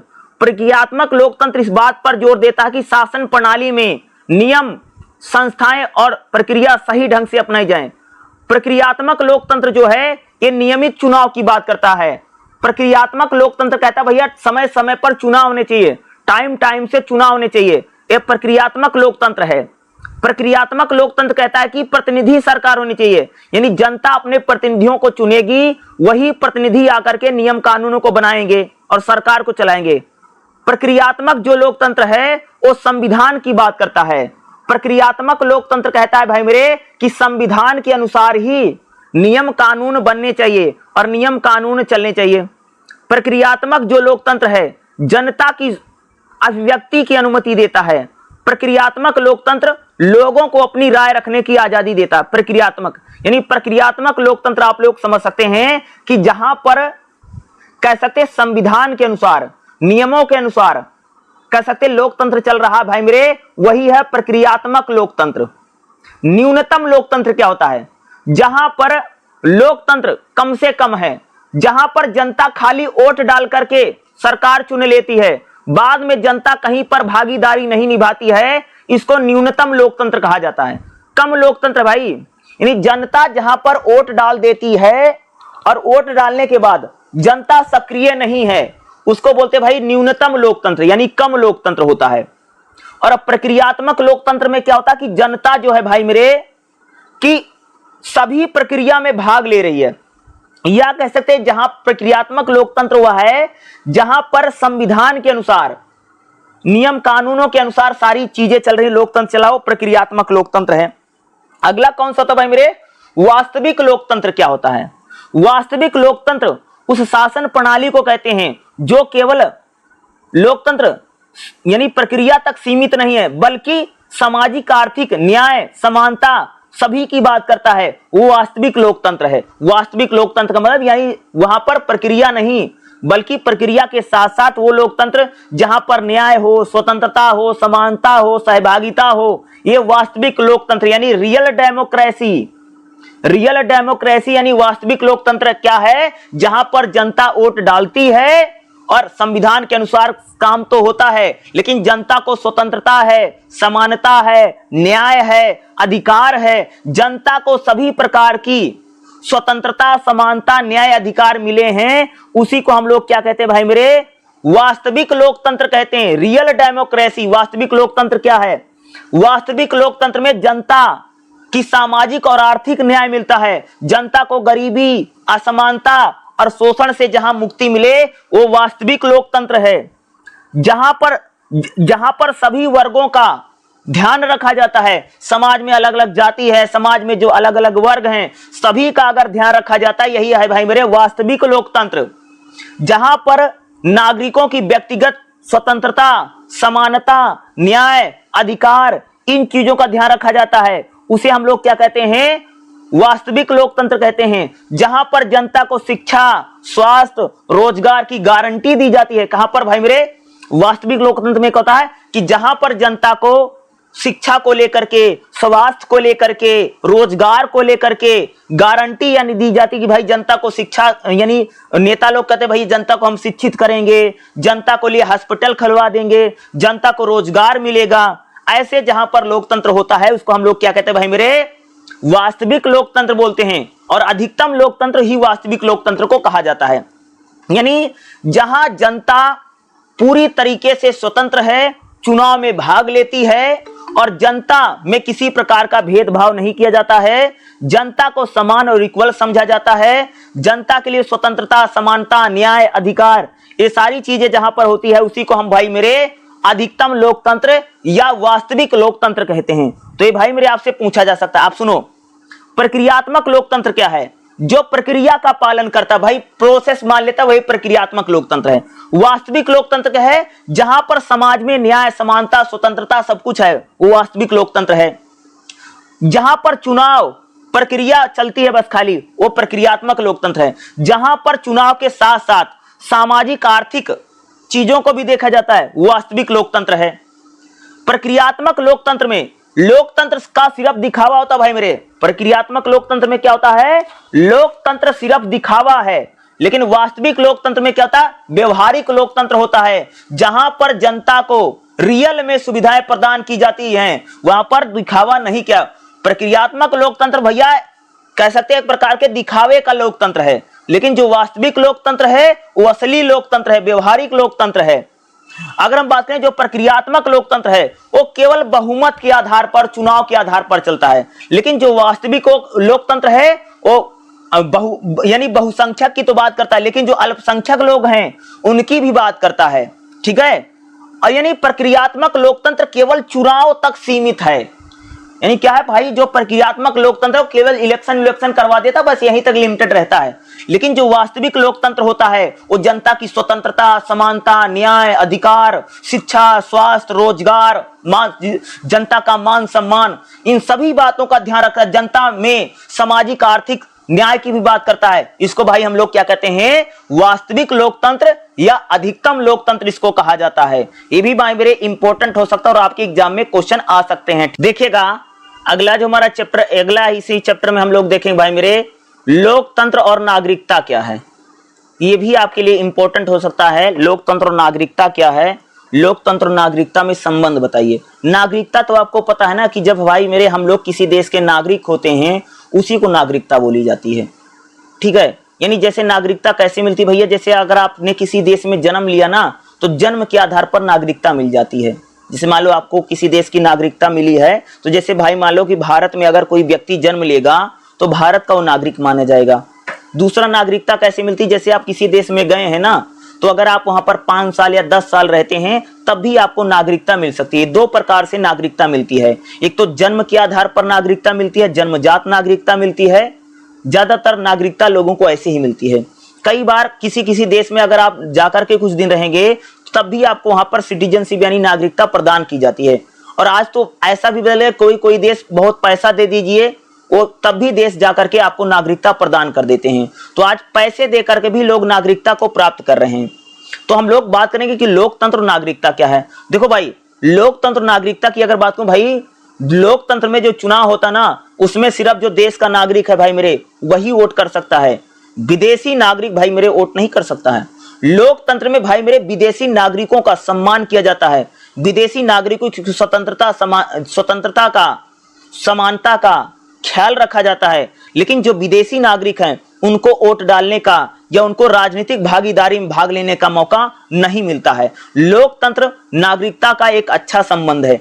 देखो एक बताऊं, लोकतंत्र नागरिकों को सक्रिय भागीदारी पर चलता है। भाई लोकतंत्र कहता कि जो नागरिक हैं, लोकतंत्र में जो देश के नागरिक होते हैं वो मतदान करते हैं, वो जनता के प्रतिनिधि चुनते हैं और सरकार के सामने अपनी बात रखते हैं। भाई लोकतंत्र में जो नागरिक होता है वो बहुत महत्वपूर्ण है। अरे भाई नागरिक ही तो जाकर के वोट डालेगा। जो लोकतंत्र होता है, लोकतंत्र अपने नागरिकों को अधिकार देता है। जैसे लोकतंत्र में अगर आप देखेंगे जो नागरिक है जिसको नागरिकता मिली है, लोकतंत्र जो है अपने नागरिकों को मौलिक अधिकार या स्वतंत्रता का अधिकार, समानता का अधिकार, न्याय का अधिकार, सभी प्रकार के अधिकार कौन देता भाई मेरे, लोकतंत्र। लोकतंत्र जो देता है, अधिकार देता है वो भाई मेरे जो उस देश के नागरिक हैं उन्हीं को वो अधिकार देगा। भाई लोकतंत्र जो है नागरिकों से उनके कर्तव्यों की बात करता है। आप लोगों ने देखा भाई हमारे देश में लोकतंत्र में हम लोगों को बहुत सारे अधिकार मिले। जैसे हम लोगों को स्वतंत्रता का अधिकार है, समानता का अधिकार है, न्याय का अधिकार है। तो आप देखोगे तो हमारी कुछ जिम्मेदारियां भी होती भाई, हमारे कर्तव्य भी है ना, ड्यूटी भी है ना, कि जैसे हमें अपने देश का सम्मान करना है, तिरंगे का सम्मान करना है, राष्ट्रगान का सम्मान करना है, देश की संपत्ति को बचाना है। तो क्या है, यानी लोकतंत्र में नागरिकों को अधिकार तो मिलते हैं, लेकिन साथ ही साथ लोकतंत्र में जो नागरिक होता है उसके कुछ जिम्मेदारियां भी होती हैं। लोकतंत्र जो है नागरिकों को सशक्त बनाता है और नागरिकों को राजनीतिक निर्णय लेने के लिए क्या करता है भाई मेरे, जागरूक करता है। अगर बात करें तो लोकतंत्र में भैया जो नागरिक होता है उसको वोट देने का अधिकार मिलता है। लोकतंत्र में नागरिक अपनी बातों को रख सकता है। लोकतंत्र में नागरिकों के साथ भाषा के आधार पर, धर्म के आधार पर, किसी आधार पर भेदभाव नहीं किया जाता है। लोकतंत्र में जो नागरिक होता है भाई उसके समानता का अधिकार, स्वतंत्र, ये सभी अधिकार होते हैं। यानी लोकतंत्र अगर बात करें तो भाई संविधान का पालन करना, लोकतंत्र नागरिक को कहता है भाई उसको संविधान का पालन करना है, देश की राष्ट्रीय एकता अखंडता को बनाए रखना है। लोकतंत्र कहता कि भाई जो नागरिक है वो अपने सारे टैक्स करों का भुगतान करे। ये लोकतंत्र इस बात को कहता है। नागरिकता क्या है, नागरिकता किसी व्यक्ति को बताती है किस देश का नागरिक है, और लोकतंत्र बताता है लोकतंत्र भाई क्या है, एक शासन प्रणाली है। लोकतंत्र क्या है, एक शासन प्रणाली है। और नागरिकता बताती है कि आप किस देश के नागरिक हैं। नागरिकता नागरिक लोकतंत्र का आधार होती है। भाई जो नागरिक होता है उसी को लोकतंत्र में, नागरिकों पर ही तो लोकतंत्र टिका होता है। नागरिकता क्या है, अधिकारों का उपयोग करती है। जो नागरिक होगा वो क्या करे भाई, अपने नागरिक अधिकारों का क्या करता है, उपयोग करता है। और लोकतंत्र में कह सकते हो कि नागरिकों को ही सारे अधिकार दिए जाते हैं। भाई मेरे लोकतंत्र और नागरिकता एक दूसरे से जुड़े हुए, एक दूसरे के पूरक हैं। नागरिक सजग शिक्षित अगर होगा तभी तो भैया लोकतंत्र मजबूत होगा। अरे भैया लोकतंत्र नागरिकता क्या बता रही है कि भैया अगर हमारा नागरिक पढ़ा लिखा है शिक्षित है, जागरूक है, अरे भैया तभी तो जुल्म के खिलाफ आवाज उठाएगा, तभी तो लोकतंत्र में अपनी भागीदारी को निभाएगा। अगर हमारा नागरिक पढ़ा लिखा है, स्वस्थ है, ठीक है, तो भाई वो लोकतंत्र हमारा मजबूत होगा। भाई नागरिक अगर हमारा पढ़ा लिखा है तभी तो उसकी लोकतंत्र में भागीदारी हम लोगों को देखने को मिलेगी। तो लोकतंत्र और नागरिकता में इस प्रकार के संबंध हम लोगों को देखने को मिलते हैं, ठीक है। अरे थोड़ा इंपॉर्टेंट हो सकता है और आपके एग्जाम में मैं कह सकता हूं कि इस टाइप का क्वेश्चन भाई मेरे आ सकते हैं, ठीक। देखिएगा अगर हम लोग भाई मेरे नागरिकता को लेकर के बात करें, क्योंकि मुझे लगता है नागरिकता को लेकर के वो क्वेश्चन पूछ सकते हैं। नागरिकता क्या है भाई? नागरिकता किसी व्यक्ति को बताती कि वो किस देश का नागरिक है। नागरिकता एक कानूनी, सामाजिक और राजनीतिक संबंध है जिसके द्वारा व्यक्ति का राज्य के साथ अधिकारों का उपयोग करता, भाई उसको बोलते हैं नागरिकता। जैसे आप लोग क्या भाई मेरे भारत के नागरिक हैं। नागरिकता वह चीज है जो किसी व्यक्ति को किसी देश की राजनीतिक, सामाजिक और कानूनी व्यवस्था का सदस्य बनाती है। भाई अगर मान लो अगर आप किसी देश के नागरिक होंगे ना, तो आप उस देश में राजनीति में, समाज में और कानून व्यवस्था के आप उसके सदस्य माने जाएंगे। यही नागरिकता है। नागरिकता क्या करती है? नागरिकता आपको राजनीतिक अधिकार देती है। क्या भाई मेरे? नागरिकता आपको राजनैतिक अधिकार प्रदान करती है। अगर आप किसी देश के नागरिक हैं ना, तो आप उस देश में मतदान कर सकते हैं, चुनाव लड़ सकते हैं, चुनाव में भाग ले सकते हैं। तो नागरिकता क्या करती है? हमें राजनीतिक अधिकार प्रदान करती है। नागरिकता क्या करती है? हमको कानूनी अधिकार देती है। आप जिस देश के नागरिक होंगे उस देश के कानून में आपको सारे अधिकार मिलेंगे। कानून में समानता का अधिकार, कानून में सुरक्षा का अधिकार। देखो भाई, जो व्यक्ति जिस देश का नागरिक होता है, जैसे मान लो भाई आप लोग भारत देश के नागरिक हैं, तो आपको भाई कानून में जो अधिकार, कानूनी जो अधिकार हैं, सारे कानूनी अधिकार जो नागरिक होता है उसको मिलते हैं। यानी नागरिकता क्या करती है? नागरिकों को कानूनी अधिकार देती है। दूसरा, नागरिकता नागरिकों के कर्तव्य को भी बताती है। यानी भाई नागरिकता जो है कर्तव्य, यानी नागरिकता कहती है कि जो नागरिक है वो कानून का पालन करे, वो कानून को माने, नागरिकों को समय से टैक्स देना चाहिए, नागरिकों को देश के झंडे का सम्मान करना चाहिए, देश की संपत्ति का सम्मान करना चाहिए। यानी नागरिकता जो है नागरिकों के कर्तव्यों का भी पालन करने के लिए कहती है। नागरिकता जो है कहती कि भाई जो नागरिक है वो अपने देश के प्रति ईमानदार रहे, देश के प्रति हमेशा सजग रहे। नागरिकता अपने नागरिक को कहती है कि वो देश के प्रति ईमानदार रहे और देश की स्वतंत्रता, समानता के लिए अपने जान का बलिदान दे दे। नागरिकता ये बताती है। भाई नागरिकता क्या है? नागरिकता कई प्रकार से मिलती है। जैसे अगर आप बात करें भाई, जो नागरिकता है ना, जन्म के आधार पर मिलती है। जैसे भाई मान लो आपने किसी देश में जन्म ले लिया, तो भाई आप उस देश के नागरिक बन गए। तो नागरिकता भाई मेरे कैसे मिलती है? जन्म के आधार पर। जैसे अगर मान लो भाई मेरे कोई व्यक्ति भारत देश में जन्म ले लेगा, तो भाई मेरे वो भारत का नागरिक बन जाएगा, ठीक है। जैसे वंश के आधार पर, जैसे मान लो भाई अगर आपके माता पिता इंडियन हैं और आपका जन्म, यानी जैसे मान लो कोई इंडियन माता पिता थे, भारतीय थे, और जाकर के अमेरिका रहने लग गए, तो भैया इंडियन माता पिता का जो बच्चा होगा वो भारत का नागरिक ऑटोमेटिक बन जाएगा। यानी वंश के आधार पर भी नागरिकता मिलती है। जन्म के आधार पर तो नागरिकता मिलती है, लेकिन वंश के आधार पर भी नागरिकता मिलती है। अगला क्या है? पंजीकरण के आधार पर। जैसे भाई मान लो आपने किसी देश में विवाह कर लिया, जैसे मान लो अगर कोई लड़की भारत के आदमी से शादी, इंडिया के आदमी से मैरिज कर लेगी, तो उस लड़की को भारत की नागरिकता मिल जाएगी। यानी विवाह के बाद भी हम लोगों को क्या मिल जाती है जी? नागरिकता मिल जाती है। दूसरा क्या है कि अगर आप किसी देश में 10 साल या 15 साल या 5 साल रहते हैं, हर देश का अलग अलग नियम है कि उस देश में आप इतने समय रह, अगर मान लो नियम के अनुसार अगर आपने उस देश में उतने दिन रह लिए, तो आपको वहां की नागरिकता ऑटोमेटिक मिल जाएगी, ठीक है। भारतीय संविधान में अगर आप देखोगे तो आर्टिकल 5 से लेकर के 11 तक नागरिकता का जिक्र किया गया है। भारत की नागरिकता अधिनियम 1955 के तहत दी जाती है। भारत में इकहरी नागरिकता है, भारत में दोहरी नागरिकता नहीं है। हर कोई व्यक्ति जिसने भारत में जन्म लिया है वो भारत का नागरिक माना जाएगा। नागरिकता एक व्यक्ति को सिर्फ अधिकार नहीं देती है बल्कि उसके जिम्मेदारियों को भी बताती है। नागरिकता अपने नागरिकों को लोकतंत्र की असली शक्ति मानती है। तो भाई नागरिकता को लेकर के अगर कोई क्वेश्चन आया या कोई सवाल पूछा गया, तो आप लोगों को नागरिकता को लेकर के जो मैं बता रहा हूं यही एग्जाम में लिख करके आना है। देखिएगा अगला जो हमारा क्वेश्चन करेगा भाई मेरे, क्वेश्चन नंबर देखेंगे, मोस्ट इंपॉर्टेंट एक क्वेश्चन आपके लिए हो सकता है, राजनीति क्या है, ठीक है। तो चलिए देखते भाई मेरे, राजनीति आखिर होती क्या। राजनीति शब्द सुनते ही लोगों के दिमाग में चुनाव, सत्ता, सरकार की छवि बनने लगे। जैसे अगर आप देखो भाई, अगर आप किसी आदमी से पूछोगे राजनीति क्या है, तो कोई सोचेगा भैया राजनीति क्या है, जो नेता करते हैं, जो चुनाव में होता हो राजनीति होती है, यानी परंतु राजनीति जो है इससे कहीं बड़ी है। राजनीति क्या है? राजनीति जो है समाज में संगठन, सत्ता के वितरण और संसाधन के बंटवारे से जुड़ा एक जटिल तंत्र है। राजनीति जो है सामाजिक संबंधों को बताती है। देखो एक बात बता दूं, एक शब्द लिखना, राजनीति जो है संघर्षों का समाधान करती है। क्या करती है?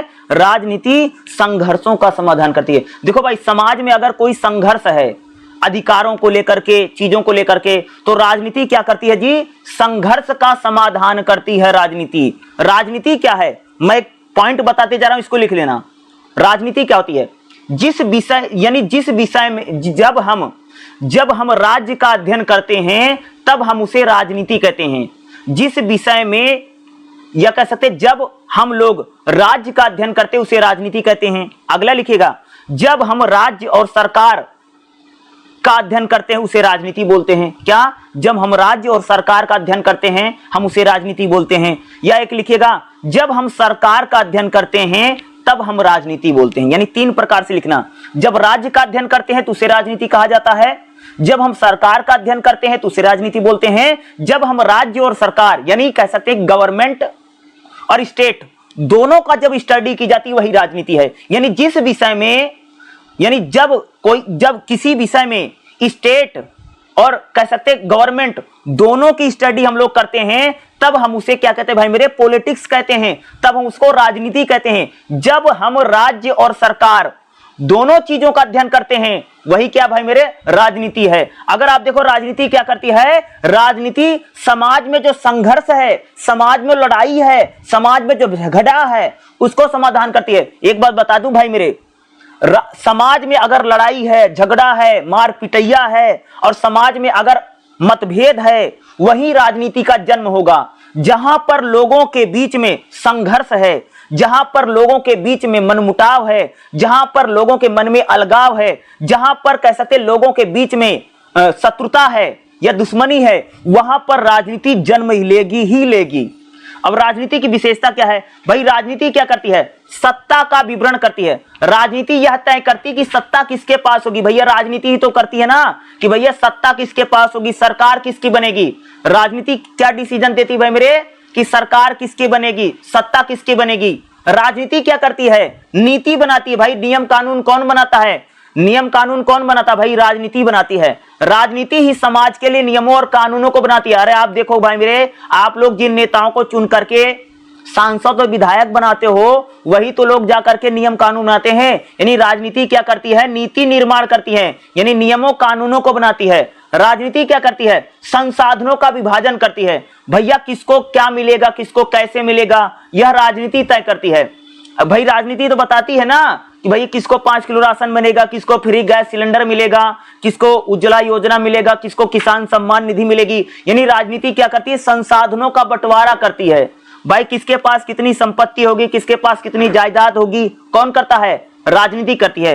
राजनीति जो है वो जनता की भागीदारी को बताती है। राजनीति में जनता क्या करती है? भागीदारी।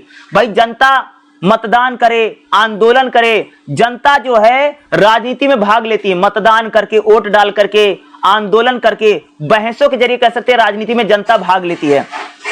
राजनीति विचारधाराओं को बताती है। अगर आप देखो राजनीति में बहुत प्रकार की विचारधाराएं हैं। जैसे अगर आप देखो राजनीति में भैया, अगर आप लोग देखोगे तो भाई क्या है, जैसे अगर आप देखोगे विचारधारा, जैसे मार्क्सवादी विचारधारा है या अगर उदारवादी विचारधारा है।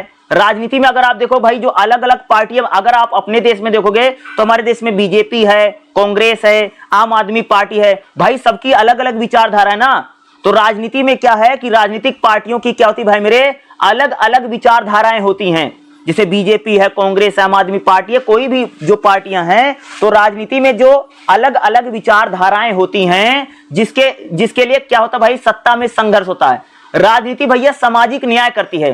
राजनीति ही समाज में समानता या बराबरी लाने की बात करती है। राजनीति ही समाज में हर एक वर्ग को न्याय देने का काम करती है। कौन करती है भाई मेरे? राजनीति ही करती है। राजनीति भाई सबका न्याय करती है। राजनीति क्या है?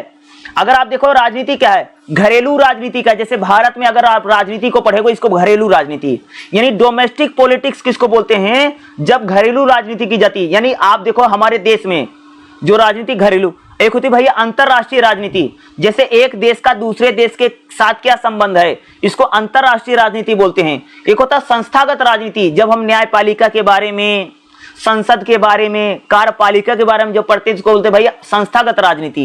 एक होता भैया गैर औपचारिक राजनीति, जब हम राजनीति में आंदोलन को पढ़ते हैं, विरोध प्रदर्शन को पढ़ते हैं, तब हम इसको क्या बोलते हैं भाई मेरे, संस्थागत राजनीति बोला जाता है। ये क्या है, संस्थागत राजनीति। तो देखिएगा राजनीति केवल शासन का नाम नहीं है, राजनीति समाज के हर पहलू से जुड़ी है। राजनीति यह तय करती है किस देश कौन सी दिशा में जाएगा। राजनीति समाज में बदलाव लाती है, राजनीति ही समाज को जोड़ने का काम करती है और राजनीति ही समाज को दिशा देने की काम करती है। राजनीति समाज में न्याय, समानता और शांति को बनाए रखने में राजनीति की क्या भाई मेरे सबसे बड़ी भूमिका है। और राजनीति क्या है, समाज का दर्पण है। जैसा हमारा समाज होता है वैसी हमारी राजनीति होती है। यानी राजनीति क्या है, विचारों का एक समावेश है। राजनीति ही कह सकते हैं कि किसी देश को दिशा देने का काम कौन करती है भाई मेरे, राजनीति करती है। और मुझे लगता है कि राजनीति क्या है, एक इंपॉर्टेंट क्वेश्चन हो सकता है जो कि आपके एग्जाम में पूछा जा सकता है। अगर राजनीति को लेकर के अगर कोई क्वेश्चन आएगा तो आपको यही लिख करके आना है। देखिएगा अगला जो हमारा क्वेश्चन करेगा भाई मेरे, मैक्स वेबर की वैधता का सिद्धांत क्या है। देखो मैक्स वेबर भाई बोलता है कि वैधता क्या है, यानी सत्ता शक्ति में कैसे बदलती है, ये बात करता भाई मेरे मैक्स वेबर। सबसे पहले एक बात समझो, मैं आपको एग्जांपल देता हूं फिर इसको हम शुरू करेंगे। देखो भाई मान लीजिए एक आदमी किसी आदमी को मार रहा है डंडे से। क्या मार रहा है कि एक आदमी किसी आदमी को डंडे से मार रहा है, तो लोग बोलेंगे भाई कि समाज में अव्यवस्था हो गई है, समाज में गुंडाई हो रही है। जैसे एक हट्टा कट्टा आदमी किसी आदमी को जाकर के मारता है, पीटता है, डंडे से मार रहा है, तो लोग बोलेंगे कि समाज में एक प्रकार से क्या हो गई है, समाज में गुंडागर्दी हो रही है, समाज में एक प्रकार की चीज हो रही है, लोग ऐसे बोलेंगे। लेकिन मान लीजिए कि एक पुलिस वाला अगर किसी व्यक्ति को डंडे से मार रहा है, तब लोग नहीं बोलेंगे कि समाज में गुंडागर्दी हो रही है। क्यों नहीं बोल रहे हैं, क्योंकि पुलिस वाले को वैधता मिल गई है। यानी इसी को हम बोलते हैं भाई मेरे वैधता। जैसे अगर वैधता को एक एग्जांपल से और मैं तुमको समझा देता हूं, जैसे भाई मेरे एक दो लड़के लड़की हैं, एक लड़का है एक लड़की है, दोनों बिना शादी के रह रहे हैं, तो हमारा समाज ना उसको भैया अच्छा नहीं मानेगा, उसको लीगल नहीं मानेगा, उसको इनलीगल मानेगा। अगर आप देखोगे भाई हमारे समाज में अगर एक लड़का है एक लड़की है, दोनों बिना शादी के रह रहे हैं और बिना शादी के रहते हैं, तो हमारा समाज इसको क्या मानता है, इनलीगल मानता है। तो वैधता यानी लीगल, यानी क्या है, लीगल हो जाना। यानी जब सत्ता जब कह सकते जब शक्ति सत्ता में कैसे बदलती है, यही मैक्स वेबर कहता है। और मैक्स वेबर कहता कि भाई मेरे हम लोग सत्ता को 3 प्रकार से प्राप्त कर सकते हैं। मैक्स वेबर क्या बता रहा है कि सत्ता को किस प्रकार से प्राप्त कर सकते हैं। सत्ता भैया कैसे मिलेगी, सत्ता 3 प्रकार से मिलती है। भाई मेरे पारंपरिक सत्ता। पारंपरिक सत्ता क्या है, पारंपरिक सत्ता का मतलब भाई जो परंपराओं के जरिए सत्ता मिलती है, जो रीति रिवाजों से सत्ता मिलती है। जैसे मान लीजिए कि आपके पिताजी राजा थे, आगे चल करके आपको राजा बना दिया, ये भैया क्या पारंपरिक सत्ता है। दूसरी किस प्रकार की सत्ता मिलती है, जैसे मान लीजिए कि आप के जो पिताजी थे किसी बड़े मंदिर में पुजारी थे और आगे चल करके आप भी पुजारी बन गए, तो क्या है, ये पारंपरिक सत्ता। यानी जो परंपराओं से चलती है, जो सत्ता परंपराओं रीति रिवाजों के जरिए प्राप्त हो जाती है, इसको हम लोग क्या बोलते हैं भाई, पारंपरिक सत्ता। तो मैक्स वेबर कहता कि वैधता 3 प्रकार से मिल सकती है। वैधता कैसे मिलेगी भाई, पारंपरिक वैधता होती है, यानी जो परंपराएं चल रही हैं वही परंपराएं चलती रहेंगी। जो एक व्यक्ति को अधिकार हैं आगे चल करके वही दूसरे व्यक्ति को अधिकार मिलते हैं, तो क्या है, परंपरा है। यानी परंपरा चल रही ना, जैसे भाई आज मान लो आपका घर आपके पिताजी के नाम है और आपके पिताजी आपके घर के मुखिया हैं। भाई मेरे जब आपके पिताजी नहीं रहेंगे तब हो सकता कि आपके भाई जो होगा, आपका जो भाई होगा वो घर का मुखिया हो जाएगा, सारी संपत्ति सारी जायदाद उसके नाम हो जाएगी। तो क्या है, ये पारंपरिक वैधता है जो परंपराओं के जरिए मिलती है। दूसरा होता भाई मेरे कानूनी वैधता। दूसरी कहती कानूनी वैधता क्या होती है, कानूनी वैधता कैसे मिलती है भाई, कानूनी करिश्माई वैधता। भाई क्या है, करिश्माई वैधता क्या है, करिश्माई वैधता का मतलब होता है, अगर आप देखो सत्ता कैसे मिलती है भाई, करिश्माई सत्ता कैसे मिलती है, जैसे रातों रात अगर कोई नेता इलेक्शन जीत जाता तो भैया करिश्मा हो गया ना। अगर आप देखोगे कि जो नेताओं को जो सत्ता मिलती, कैसी सत्ता होती भाई, वो करिश्माई वैधता है कि भैया करिश्मा हो गया, रातों रात इलेक्शन जीत गए। जो आदमी चपरासी भी नहीं बन सकता था वो आदमी मुख्यमंत्री बन गया, वो आदमी प्रधानमंत्री बन गया, वो आदमी सांसद विधायक बन जा रहा है। तो क्या है, एक करिश्माई सत्ता है। 3 प्रकार से सत्ता मिल सकती है और सत्ता की वैधता हो सकती है। तो करिश्माई सत्ता क्या है, करिश्माई सत्ता कैसी है जी, जो करिश्मा हो जाता है कि रातों रात जो नेता लोगों को जो सत्ता मिलती है वो करिश्माई सत्ता है। अगला होती भैया कानूनी सत्ता। कानूनी और प्रशासनिक सत्ता क्या होती है, और कानूनी और प्रशासनिक सत्ता पता कैसे होती है कि भाई जब आप पढ़ लिख करके किसी सत्ता को पाते हैं, जैसे आपने पढ़ाई लिखाई की और आपने यूपीएससी क्लियर किया और आप आईएएस बन गए हैं, तो क्या है, ये आपकी प्रशासनिक और कानूनी सत्ता है। यानी आप पढ़ लिख करके कानूनी और प्रशासनिक सत्ता कैसे मिलती है, पढ़ लिख करके कानूनी और नियमों को पढ़ लिख करके जब मिलती है भाई सत्ता, तो इसको बोलते हैं प्रशासनिक और कानूनी सत्ता। सत्ता 3 प्रकार से मिलती है। एक तो भैया परंपराओं के जरिए मिल जाए कि भाई आपके पिताजी राजा थे और आपको राजा बना दिया गया है, परंपराओं के जरिए बन गए, तो ये पारंपरिक सत्ता है। दूसरी सत्ता कहते हैं भाई करिश्माई सत्ता, जो नेताओं की मिलती है। नेताओं की अगर आप देखो हमारे देश में जो नेता होते हैं उसमें भाई उनके लिए तो करिश्मा ही होता, जादू हो गया, करिश्मा मतलब जादू हो जाना यार। और ऐसी सत्ता किसको मिलती है, नेताओं की मिलती है जी। अब करिश्मा हो गया, रातों रात इलेक्शन जीत गया, रातों रात नेता बन गया, पैसा कमा लिया, पावर मिल गई, मुख्यमंत्री बन गया। और अगला होते भाई प्रशासनिक और कानूनी और प्रशासनिक वैधता। कानूनी और प्रशासनिक सत्ता कैसे मिलती है कि भाई आपने पढ़ाई लिखाई की और आगे चल करके आप यूपीएससी या आईएएस पीसीएस बन गए, तो एक ऐसी सत्ता है, एक ऐसी, इसको भैया हम लोग कहते हैं कि भाई मेरे एक ऐसी सत्ता है, एक इसको बोला जाता है कि भाई प्रशासनिक और कानूनी सत्ता है। तो सत्ता 3 प्रकार से, यानी शक्ति सत्ता में कैसे बदलती है भाई, शक्ति आगे चल करके सत्ता में बदल जाती है। जैसे एग्जांपल मैंने बताया ना, अब सुनो कैसे क्या है, शक्ति और सत्ता में क्या फर्क है। जैसे मान लो कि तुम रोड पर से जा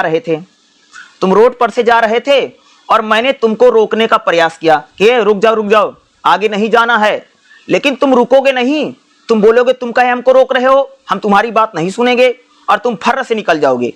लेकिन मान लो वहीं कोई पुलिस वाला खड़ा हो और वो तुमको रोकने का प्रयास करेगा, तो भाई मेरे तुम रुक जाओगे, तुम उसकी बात मान लोगे। मतलब क्या है कि भाई शक्ति तो मेरे पास भी थी ना कि मैं तुमको पकड़ सकता था, नहीं जाने दूंगा, लेकिन मेरे पास शक्ति थी, सत्ता नहीं थी। सत्ता एक प्रकार की अलग चीज है। जैसे मैंने एक एग्जांपल दिया कि भाई जैसे एक आदमी किसी व्यक्ति को डंडे से मार रहा है, तो लोग कह रहे हैं कि भाई गुंडागर्दी है, गुंडा है, ऐसे उस व्यक्ति को बोल रहे हैं। लेकिन एक पुलिस वाला जब किसी व्यक्ति को डंडे से मार रहा है, तब लोग उसको गुंडा नहीं बोल रहे, क्योंकि पुलिस वाला के पास क्या हो गई है, सत्ता आ गई है। यानी क्या है, ये है भाई शक्ति सत्ता में बदल गई। क्या है, शक्ति सत्ता में बदल गई। आप समझ रहे हो। जैसे भाई मान लो कि अभी तक अगर आप देखोगे भाई केजरीवाल जो थे वो सत्ता में बैठे हुए थे, अब देखो केजरीवाल का कुछ नहीं बचा है ना, अब केजरीवाल का कोई सुन नहीं रहा है, अब वो सरकार में उनका कुछ नहीं चल रहा है। तो क्या है, यानी उनकी जो सत्ता थी वो क्या है, अब वो सत्ता खत्म हो गई। देखो एक बात बताऊं भाई, शक्ति तो हर व्यक्ति के पास है भाई। तुम्हारे पास मसल पावर है, क्या है, तुम्हारे पास मसल पावर है, तुम किसी व्यक्ति को मार सकते हो, ठीक है। तो तुम मारोगे तो तुमको पुलिस पकड़ कर के जेल में बंद कर देगी। लेकिन वहीं पर अगर कोई पुलिस वाला अगर किसी व्यक्ति को मार रहा है, तब भैया क्या है, उसको सत्ता मिल गई है, यानी वो लीगल हो गया है। इसको क्या है, लीगल है, इसको बोलते हैं भाई मेरे वैधता, उसकी लीगलिटी हो गई, उसकी वैधता। और हमको वैधता 3 प्रकार से मिलती है। कैसी होती भाई मेरे, पारंपरिक वैधता, परंपराओं के जरिए भाई आपको सारे अधिकार मिल जाए, आपको वैधता मिल जाए। अगली होती जो राजाओं को मिलती, राजा जो पाते भैया पारंपरिक वैधता थी। एक होती भाई मेरे करिश्माई वैधता, भैया रातों रात करिश्मा हो गया, आप कुछ नहीं थे और अचानक इलेक्शन जीत लिया, चुनाव जीत लिया, तो भैया करिश्माई वैधता है। और अगली होती भाई कानूनी और प्रशासनिक वैधता, भैया आपने पढ़ लिख करके आईएएस आईपीएस बन गए, तो एक कानूनी वैधता है। अगला देखेंगे मैक्स वेबर जो है करिश्माई वैधता को अस्थाई मानता, कहता कि जो करिश्माई वैधता नेताओं की, भैया अरे एक बात बताओ यार, नेता की जो सत्ता होती है वो तो भाई बदलती रहती, फिक्स नहीं है भाई मेरे। अरे करिश्माई जो वैधता है ना वो टिकती नहीं। देखो भाई केजरीवाल को भी करिश्माई वैधता सत्ता मिली थी। अब देखो दिल्ली में जो केजरीवाल जीत करके आए थे, कैसी सत्ता थी उनकी? करिश्माई सत्ता थी। अरे भाई आम व्यक्ति थे, साधारण व्यक्ति थे, अचानक से जनता ने जिता दिया, मुख्यमंत्री बन गए। क्या है? एक करिश्माई वैधता थी, लेकिन क्या थी? अनपरमानेंट थी, अस्थायी थी। आज कुछ नहीं बचे, आज एमएलए तक नहीं बन पाए बेचारे। कहने का मतलब क्या है? यानी जो करिश्माई वैधता होती है वो अनपरमानेंट है, परमानेंट नहीं है भाई मेरे। नेताओं को जो करिश्माई वैधता मिलती है, करिश्माई सत्ता मिलती है, करिश्माई सत्ता भैया आज है कल नहीं, इसका कोई भरोसा नहीं है। जो पारंपरिक वैधता होती है, पारंपरिक जो वैधता होती है सामाजिक आधुनिक समाज में कम होती है भाई। अब तो पारंपरिक वैधता तो अब नहीं होती, अब तो पारंपरिक सत्ता तो नहीं मिलती भाई। अरे पहले राजा महाराजा होते थे तो भाई जो राजा उसका लड़का राजा बन गया, तो पहले तो भाई पारंपरिक सत्ता चलती थी, लेकिन अब पारंपरिक सत्ता आज नहीं बची है। पहले भैया बहुत पारंपरिक सत्ता होती थी पहले एक समय में। अगर आप देखोगे मुगल काल में, देखोगे जो मुगल काल में जो बादशाह फिर उसका लड़का बादशाह बन जाता था। क्या भाई पहले तो पारंपरिक वैधता बहुत होती थी, पारंपरिक सत्ता तो खूब मिलती थी लोगों को, लेकिन अब नहीं मिलती भाई। जो कानूनी और प्रशासनिक वैधता सत्ता होती है ये कभी कभी भ्रष्ट हो सकती है। अगर आप देखो भैया कोई आईपीएस बन गया, कोई आईएएस बन गया तो बहुत भ्रष्टाचार कर देता है। तो भाई जो प्रशासनिक और कानूनी सत्ता है इसमें भ्रष्टाचार भी होता है। वैधता केवल मान्यता से नहीं, न्याय और नैतिकता से भी जुड़ी हुई है। अगर हम लोग बात करें, देखो वैधता का महत्व है, सत्ता की स्थिति को वैधता बताती है कि भाई सत्ता को स्थिति को वैधता बताती है।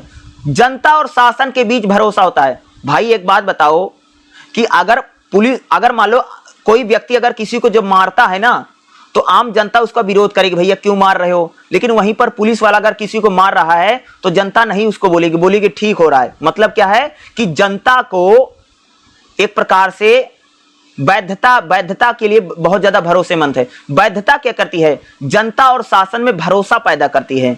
और वैधता क्या करती है? समाज में शांति व्यवस्था को कौन बनाती? भैया वैधता बनाती है। तो मैक्स वेबर की वैधता का सिद्धांत क्या है और मैक्स वेबर की वैधता का क्या है? और जो मैंने यहां पर कुछ एग्जांपल बताए हैं, जैसे मैंने एक एग्जांपल दिया ना कि भाई मान लो एक लड़का लड़की है, दोनों बिना शादी किए रह रहे हैं, तो हमारा समाज उसको भैया वैधता नहीं देगा, उसको लीगल नहीं मिलेगा, उसको इलीगल मानता है। लेकिन वहीं पर दोनों लोग अगर शादी कर लें तो भाई कैसे भी रहो, कोई कुछ नहीं बोलेगा। समझ रहे हो क्या है? यानी बिना शादी के रह रहे हो तो समाज में टीका टिप्पणी लोग करेंगे, अरे दैया ऐसे ही रह रहा है, ऐसे लोग बोलेंगे भाई मेरे। लेकिन मान लो वहीं पर शादी ब्याह करके रह रहा है तो लोग उसको लीगल मान लेंगे।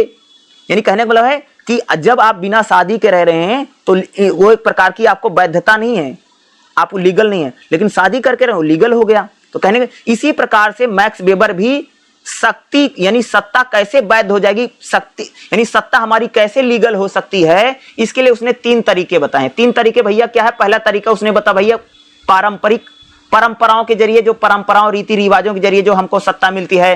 जैसे भाई किसी के पिताजी राजा थे, उसका बेटा राजा बन गया, तो भैया पारंपरिक सत्ता जो परंपराओं रीति रिवाजों से मिल गई।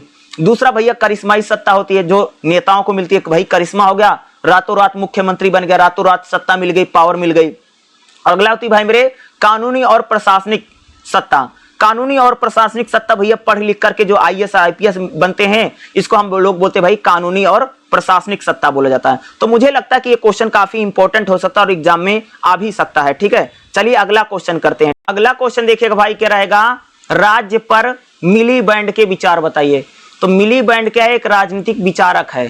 रोल्फ मिलीबैंड ने अपनी पुस्तक the state in capital society में राज्य पर भाई अपने विचार दिए। मिलीबैंड कहता भाई मेरे जो राज्य है ना वो 6 तत्वों से मिलकर के बना है।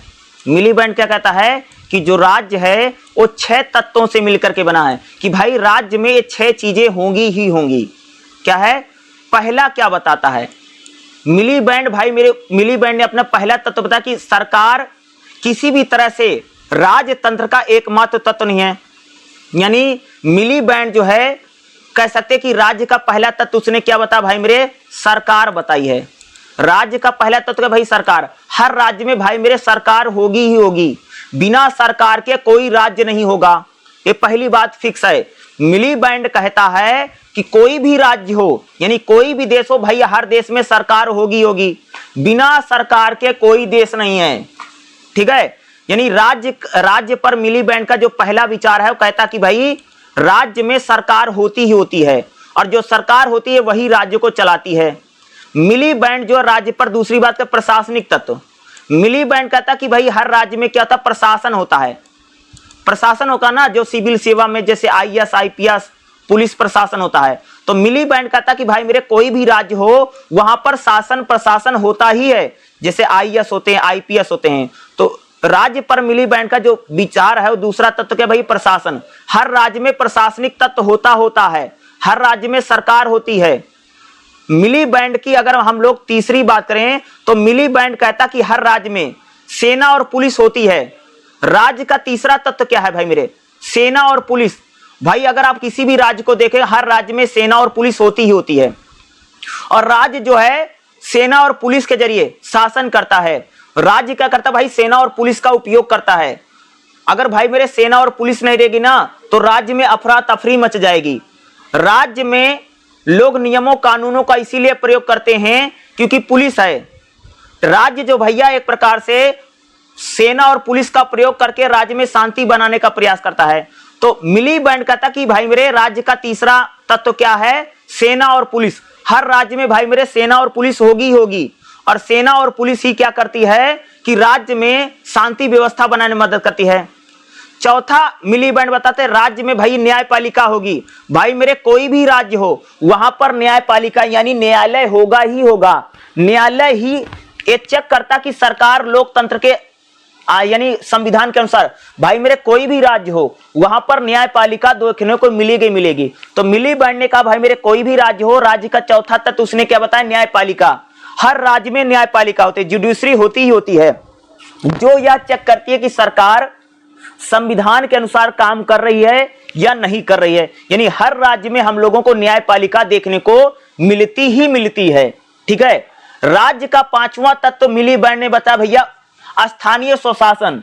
मिलीबैंड का तक भाई कोई भी राज्य हो वहां पर स्थानीय स्वशासन यानी गांव में ग्राम पंचायत, शहरों में नगर निगम और नगर पालिका होती है। तो मिलीबैंड जो है वो राज्य का पांचवा तत्व उसने क्या बताया, स्थानीय सरकारें। भाई कोई भी राज्य हो वहां पर लोकल गवर्नमेंट यानी कह सकते हैं कि जो स्थानीय सरकारें होती हैं, जैसे गांव में भैया ग्राम पंचायत और शहरों में नगर निगम तो होता ही होता है। तो मिलीबैंड इस बात को कहता है। मिलीबैंड ने कह सकते भाई राज्य का जो छठा तत्व उसने बताया। अगर हम छठे तत्व की बात करें तो मिलीबैंड कहता कि छठा उसने बताया भाई मेरे विधानसभा, संसद और विधानसभा है। भाई मेरे कोई भी राज्य हो वहां पर अगर आप देखोगे तो संसद और विधानसभाएं होती हैं। तो मिलीबैंड ने 6 तत्व बताया। भाई ये 6 तत्व हर राज्य में होंगे, कोई भी राज्य हो कोई भी सरकार हो, ये 6 तत्व आपको मिलेंगे। पहला भैया सरकार, हर राज्य में सरकार होगी, हर राज्य में। दूसरा प्रशासनिक यानी प्रशासन होता, भाई कोई भी राज्य हो प्रशासनिक तत्व होगा। हर राज्य में सेना और पुलिस होगी, हर राज्य में न्यायपालिका होगी, हर राज्य में स्थानीय स्वशासन होगा यानी ग्राम पंचायतें नगर निगम होगा, और हर राज्य में कह सकते भाई संसद होगी या विधान पालिका हो, संसद होगी, पार्लियामेंट होगी जो राज्य के लिए नियम कानून बनाएगी। ये 6 तत्व भाई मेरे मिलीबैंड ने बताए हैं। मिलीबैंड कहता कि कोई भी राज्य होगा वहां पर ये 6 चीजें हमको मिलेंगी ही मिलेंगी। ये मिलीबैंड का मानना है कि राज्य पर भाई मेरे मिलीबैंड के विचार हैं। ये काफी इंपॉर्टेंट हो सकता है, शायद एग्जाम में आपसे पूछा भी जा सकता है। अगर पूछाएगा ना तो जो मैं बता रहा हूं यही आपको एग्जाम में भी बताना है। देखिएगा अगला जो हमारा चैप्टर का भाई मेरे चैप्टर नंबर 1 क्या रहेगा, राजनीतिक सिद्धांत क्या है। और राजनीतिक सिद्धांत की हम लोग यहाँ पर बात करेंगे। तो देखिएगा सबसे पहले अगर मैं बात करूं राजनीतिक सिद्धांत क्या है। राजनीतिक सिद्धांत है भाई जो राजनीति का अवधारणा होती है। राजनीति में जो अलग अलग विचार नहीं होते, जैसे मार्क्सवाद है, उदारवाद है, फांसीवाद है, नाजीवाद है, यही होता भाई मेरे राजनीतिक सिद्धांत। जैसे मैंने आप लोगों को मार्क्सवाद पढ़ाया, ठीक है, नारीवाद पढ़ाया, उदारवाद पढ़ाया, उत्तराधुनिकता पढ़ाई, यही है भाई मेरे राजनीतिक सिद्धांत। यानी राजनीति में भाई मेरे अलग अलग सिद्धांत होते हैं, इसी को बोला जाता था भाई राजनीतिक सिद्धांत। राजनीतिक सिद्धांत यह समझाता कि राजनीति क्या है। राजनीतिक सिद्धांत के जरिए हम राज्य क्या है, सरकार क्या है, स्वतंत्रता क्या है, समानता क्या है, न्याय क्या है, इसको भाई हम समझते हैं। राजनीतिक सिद्धांत ही हमें राजनीति के बारे में बताता कि राजनीति क्या होती है, राजनीति कैसे होती है, हम लोग राजनीति को कैसे समझ सकते हैं ना भाई। राजनीतिक सिद्धांत में तो आप लोगों ने समझा कि स्वतंत्रता क्या होती है और उदारवाद क्या होता है, मार्क्सवाद क्या होता है, नारीवाद क्या होता है। तो यही भाई तो राजनीतिक सिद्धांत है। यानी अगर मैं आसान भाषा में बात करूं तो राजनीतिक सिद्धांत राजनीति को समझाने का जो दार्शनिक तरीका है या जो तरीका है वही राजनीतिक सिद्धांत है। राजनीतिक सिद्धांत क्या कि राजनीति को समझाने के लिए जिन तरीकों का यूज किया जाता है उसी को बोलते भाई मेरा राजनीतिक सिद्धांत। समझो, राजनीतिक सिद्धांत को अगर आप लोग यहां पर समझेंगे तो राजनीतिक सिद्धांत का, जैसे राजनीति में अगर आप देखोगे तो भाई अगर आप देखो जैसे स्वतंत्रता का सिद्धांत है, ठीक है, न्याय का सिद्धांत है, ठीक है, अलग अलग सिद्धांत अगर आप देखेंगे तो हम लोगों को यहां पर देखने को मिलता है। भाई अलग अलग सिद्धांत होते ना भाई, राजनीति में अगर आप देखोगे तो अलग अलग सिद्धांत हैं। जैसे मैंने बताया स्वतंत्रता है, समानता है, न्याय है, अधिकार है, ये भी तो एक प्रकार के भाई मेरे क्या होते हैं, राजनीतिक सिद्धांत ही होते ना। अब देखो राजनीतिक सिद्धांत की अगर हम लोग पहली बात करें, राजनीतिक सिद्धांत हमें राजनीति के विचारों और मूल्यों की गहराई से अध्ययन करना सिखाता है। राजनीतिक सिद्धांत हमको बताता है कि हम राजनीति को कैसे समझें। राजनीति को गहराई से समझने में हमें कौन मदद करता है? राजनीतिक सिद्धांत हमारी मदद करता है कि हम राजनीति को समझने में हमारी मदद करता है। राजनीतिक जो सिद्धांत है हमें यह बताता, अगला देखिएगा, राजनीतिक सिद्धांत हमको बताता कि राजनीति में क्या अच्छा है क्या बुरा है। राजनीतिक सिद्धांत ही हमको बताता है कि भाई मेरे राजनीति में क्या अच्छा है क्या बुरा है, क्या न्याय है क्या अन्याय है। राजनीतिक सिद्धांत ही हमको बताता कि राजनीति में क्या सही है और क्या गलत है। राजनीतिक सिद्धांत हमारी समझ को बनाता है राजनीति के बारे में। हम राजनीति को बेहतर ढंग से कैसे समझ सकते हैं, बेहतर ढंग से हम राजनीति को कैसे जान सकते हैं, ये हमें राजनीतिक सिद्धांत ही बताता है। ठीक है, राजनीतिक सिद्धांत हमें सही और गलत के बीच में अंतर करना सिखाता है। भाई मेरे क्या सही है क्या गलत है, क्या ठीक है और क्या ठीक नहीं है, ये राजनीतिक सिद्धांत बताता है। राजनीतिक सिद्धांत हमको राज्य क्या है, सरकार क्या है, सत्ता क्या है, लोकतंत्र क्या है, इन चीजों को समझने में हमारी मदद करता है। यानी जो राजनीतिक सिद्धांत होता है वो हमको लोकतंत्र के बारे में, राज्य के बारे में, सत्ता के बारे में, सरकार के बारे में हमको समझाता है, यह हमको बताता है। राजनीतिक सिद्धांतों के जरिए हम लोग क्या करते हैं भाई, राज्य को समझते हैं, सरकार को समझते हैं, लोकतंत्र को समझते हैं।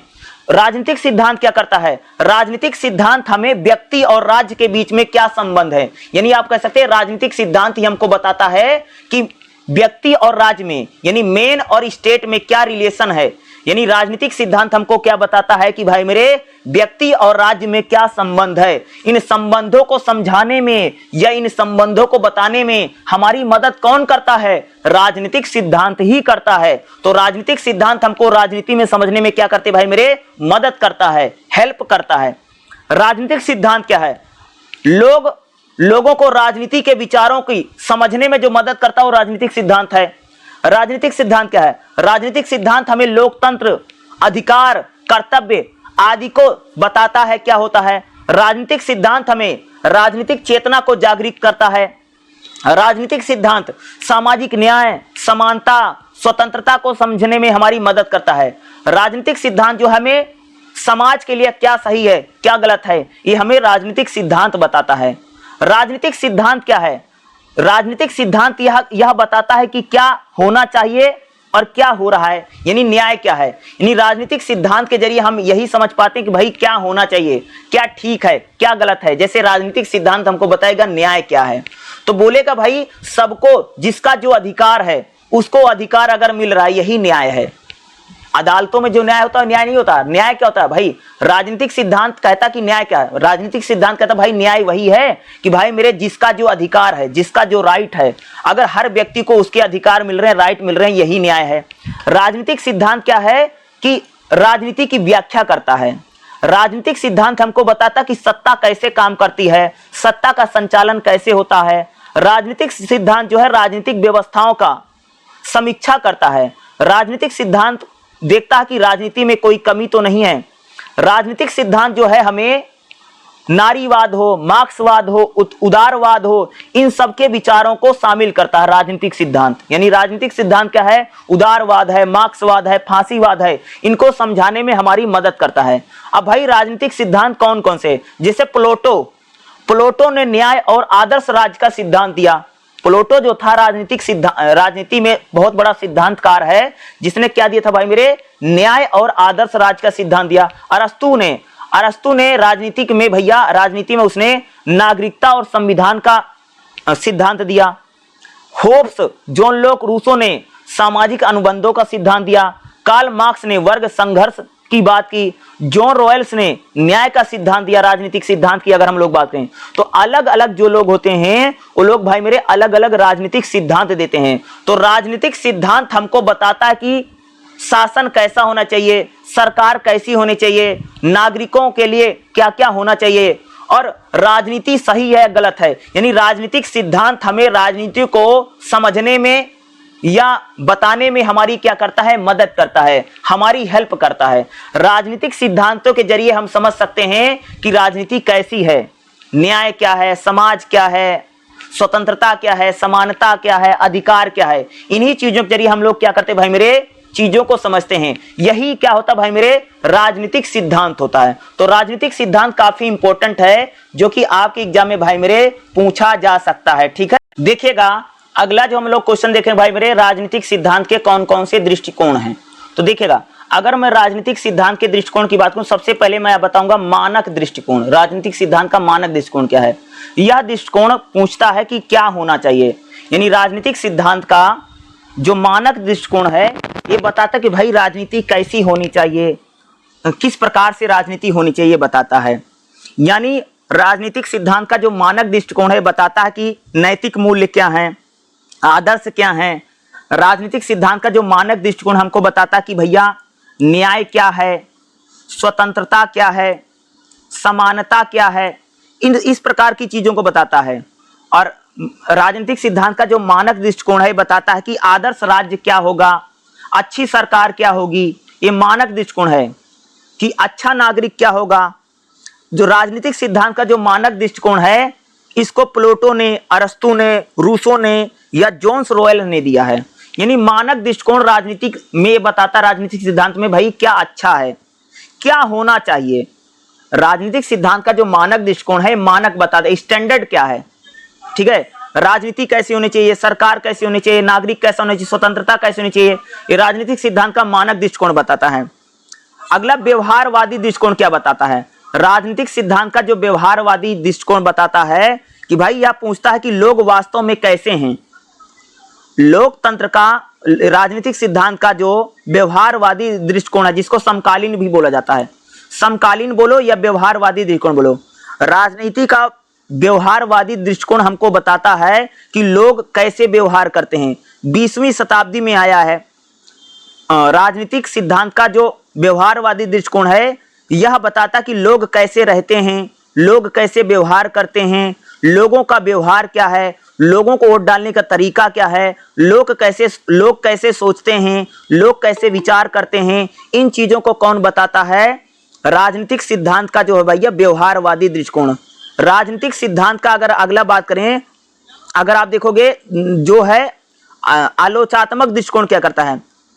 राजनीतिक सिद्धांत का जो आलोचनात्मक दृष्टिकोण है वो बताता है भाई मेरे कि राजनीति को संस्कृति, सत्ता और विचारधारा से जोड़ता है।